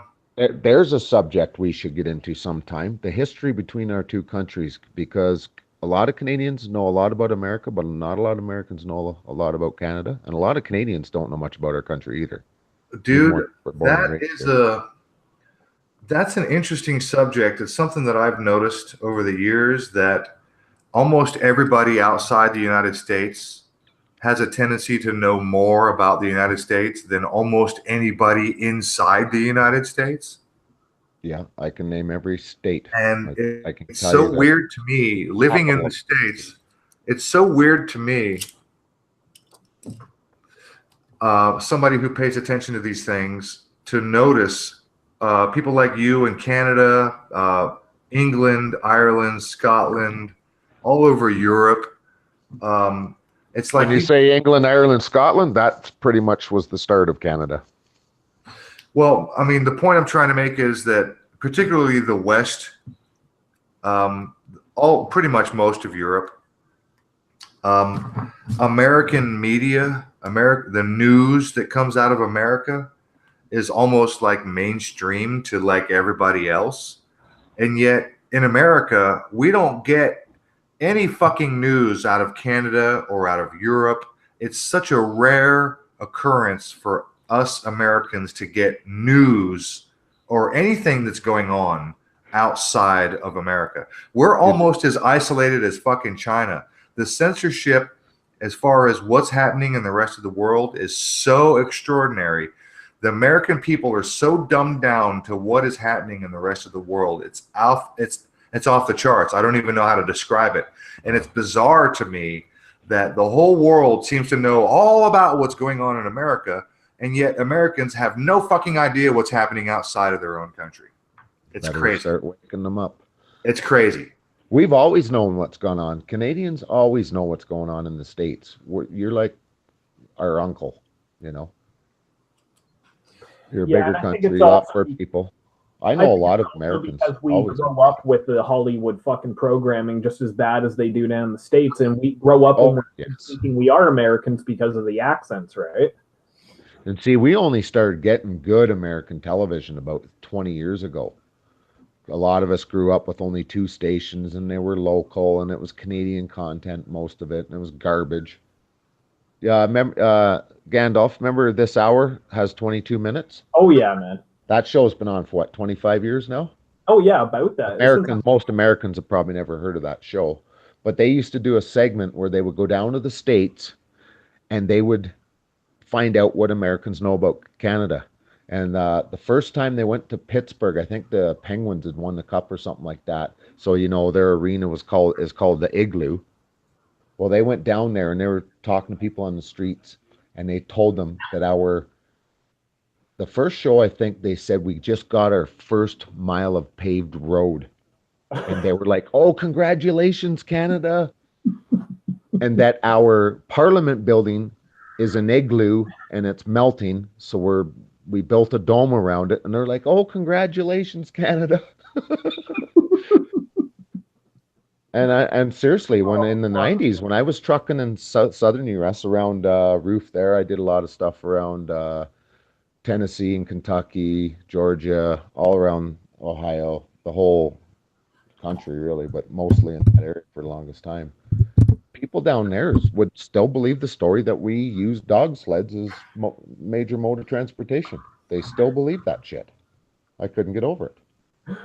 Oh fuck, bro! If I was in the States, man, I would. Like last time I was in the States, I think I was like in upstate New York. I was telling them that my cousin got just finished getting mauled to death by a grizzly bear, and they believed it, man. Yeah, we had an American fella on Potash Lake back home, and they'd come up in the fall and hunt deer, and their cottage was just down from ours, and that guy got killed by a deer here. Fuck. Yeah, American in Canada. He shot the deer and it went down, and he went to check it, and the deer jumped up and took him in the chest with its antlers, killed him. Oh shit, man. Yeah, he was from New York. Good guy, nice old fella. But yeah, we should have a show just on Canada, America, man. You could go on for hours and hours and hours, and it'd be so interesting because we all know a bit of stuff, right, that the other guy doesn't know. Yeah, like I'd love to do that. Would be a great idea for a show, man. We need some have a whole Canadian panel. There's enough of us for one. Well, no, I have a mixture of people, like, right? We all have ancestors. Canada was built on Europeans, right? So, I mean, my family's Irish. What Gandalf was saying is there's a lot of Canadians that actually engage in not only this show, but what I've seen on YouTube of people that are awake. There's an extraordinary number of Canadians by comparison. There's a lot of Canadians. I mean, I started this show with Ian, who's on Ontario, on the island. Darn it, what's the name of that damn? Oh, he'd be out in Vancouver then. Yeah, Vancouver Island. Thank you.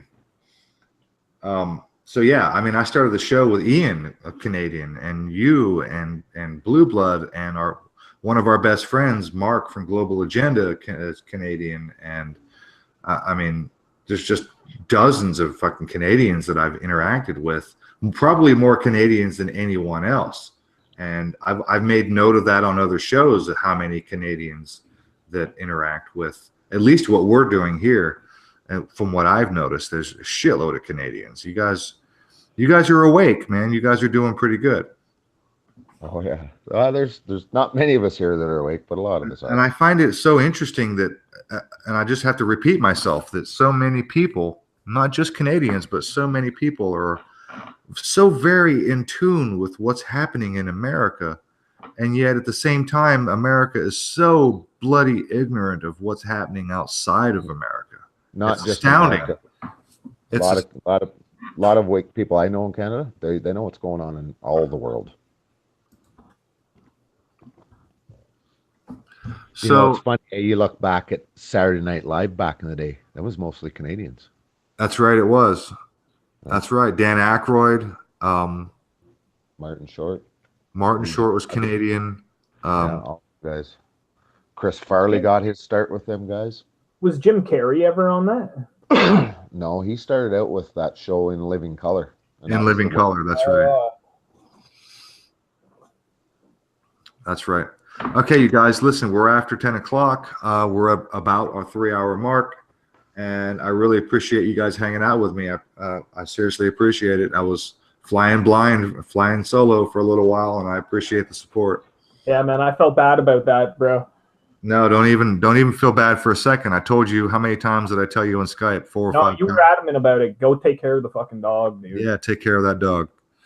I mean, seriously, I'd rather know that the dog was taken care of than, that's way more important than having you just sit on fucking Google Hangouts with me. Yeah, true, bro. I couldn't bear to think that you were hanging out with me while a dog had quills in his nose and no one's doing anything about it. So I appreciate you taking care of that, and I'm glad you were able to get back in here and hang out with us. Well, yeah, and it was great having you on, Blue, and fucking Cerebrosana. You're probably passed out, but Blue, always good chatting with you, man. Yeah, you too, bud.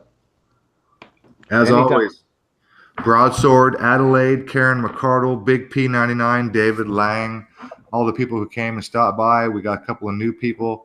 Shadow, I'm not sure how new you are, but thanks for stopping by. And my buddy Zach Hawkins and Tiger67. I think I've seen you a few times. E.T., Cinema, Psycho Masonica, and Shugimona. All the people that come by and support and hang out and contribute to the chat. I've been looking at the chat pretty good time this time. I don't normally pay that much attention to the chat box. It's pretty hard to run a hangout and keep an eye on the chat. It's really hard to pay attention to what people are saying and try to listen to a live conversation. Laz, I want to make sure to give a shout out to Laz. Love you, brother. And anybody else I didn't mention, if you got a wrench, I love you. And for all the people that stop by and support the show and everything, hang out, we do love you. And thanks. Thanks, Gandalf. I'm glad you're able to make it. Thank you, Blue Blood. Always good to talk to you, my brother. Final thoughts, you guys, real quick before we get out of here. Final thoughts.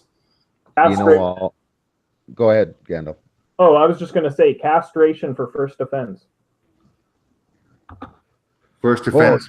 Pedophilia, first offense, castration. Now, when you say castration, are you talking about cock and balls or just the nuts? Both. The whole set, man. All right, so pee out of a straw.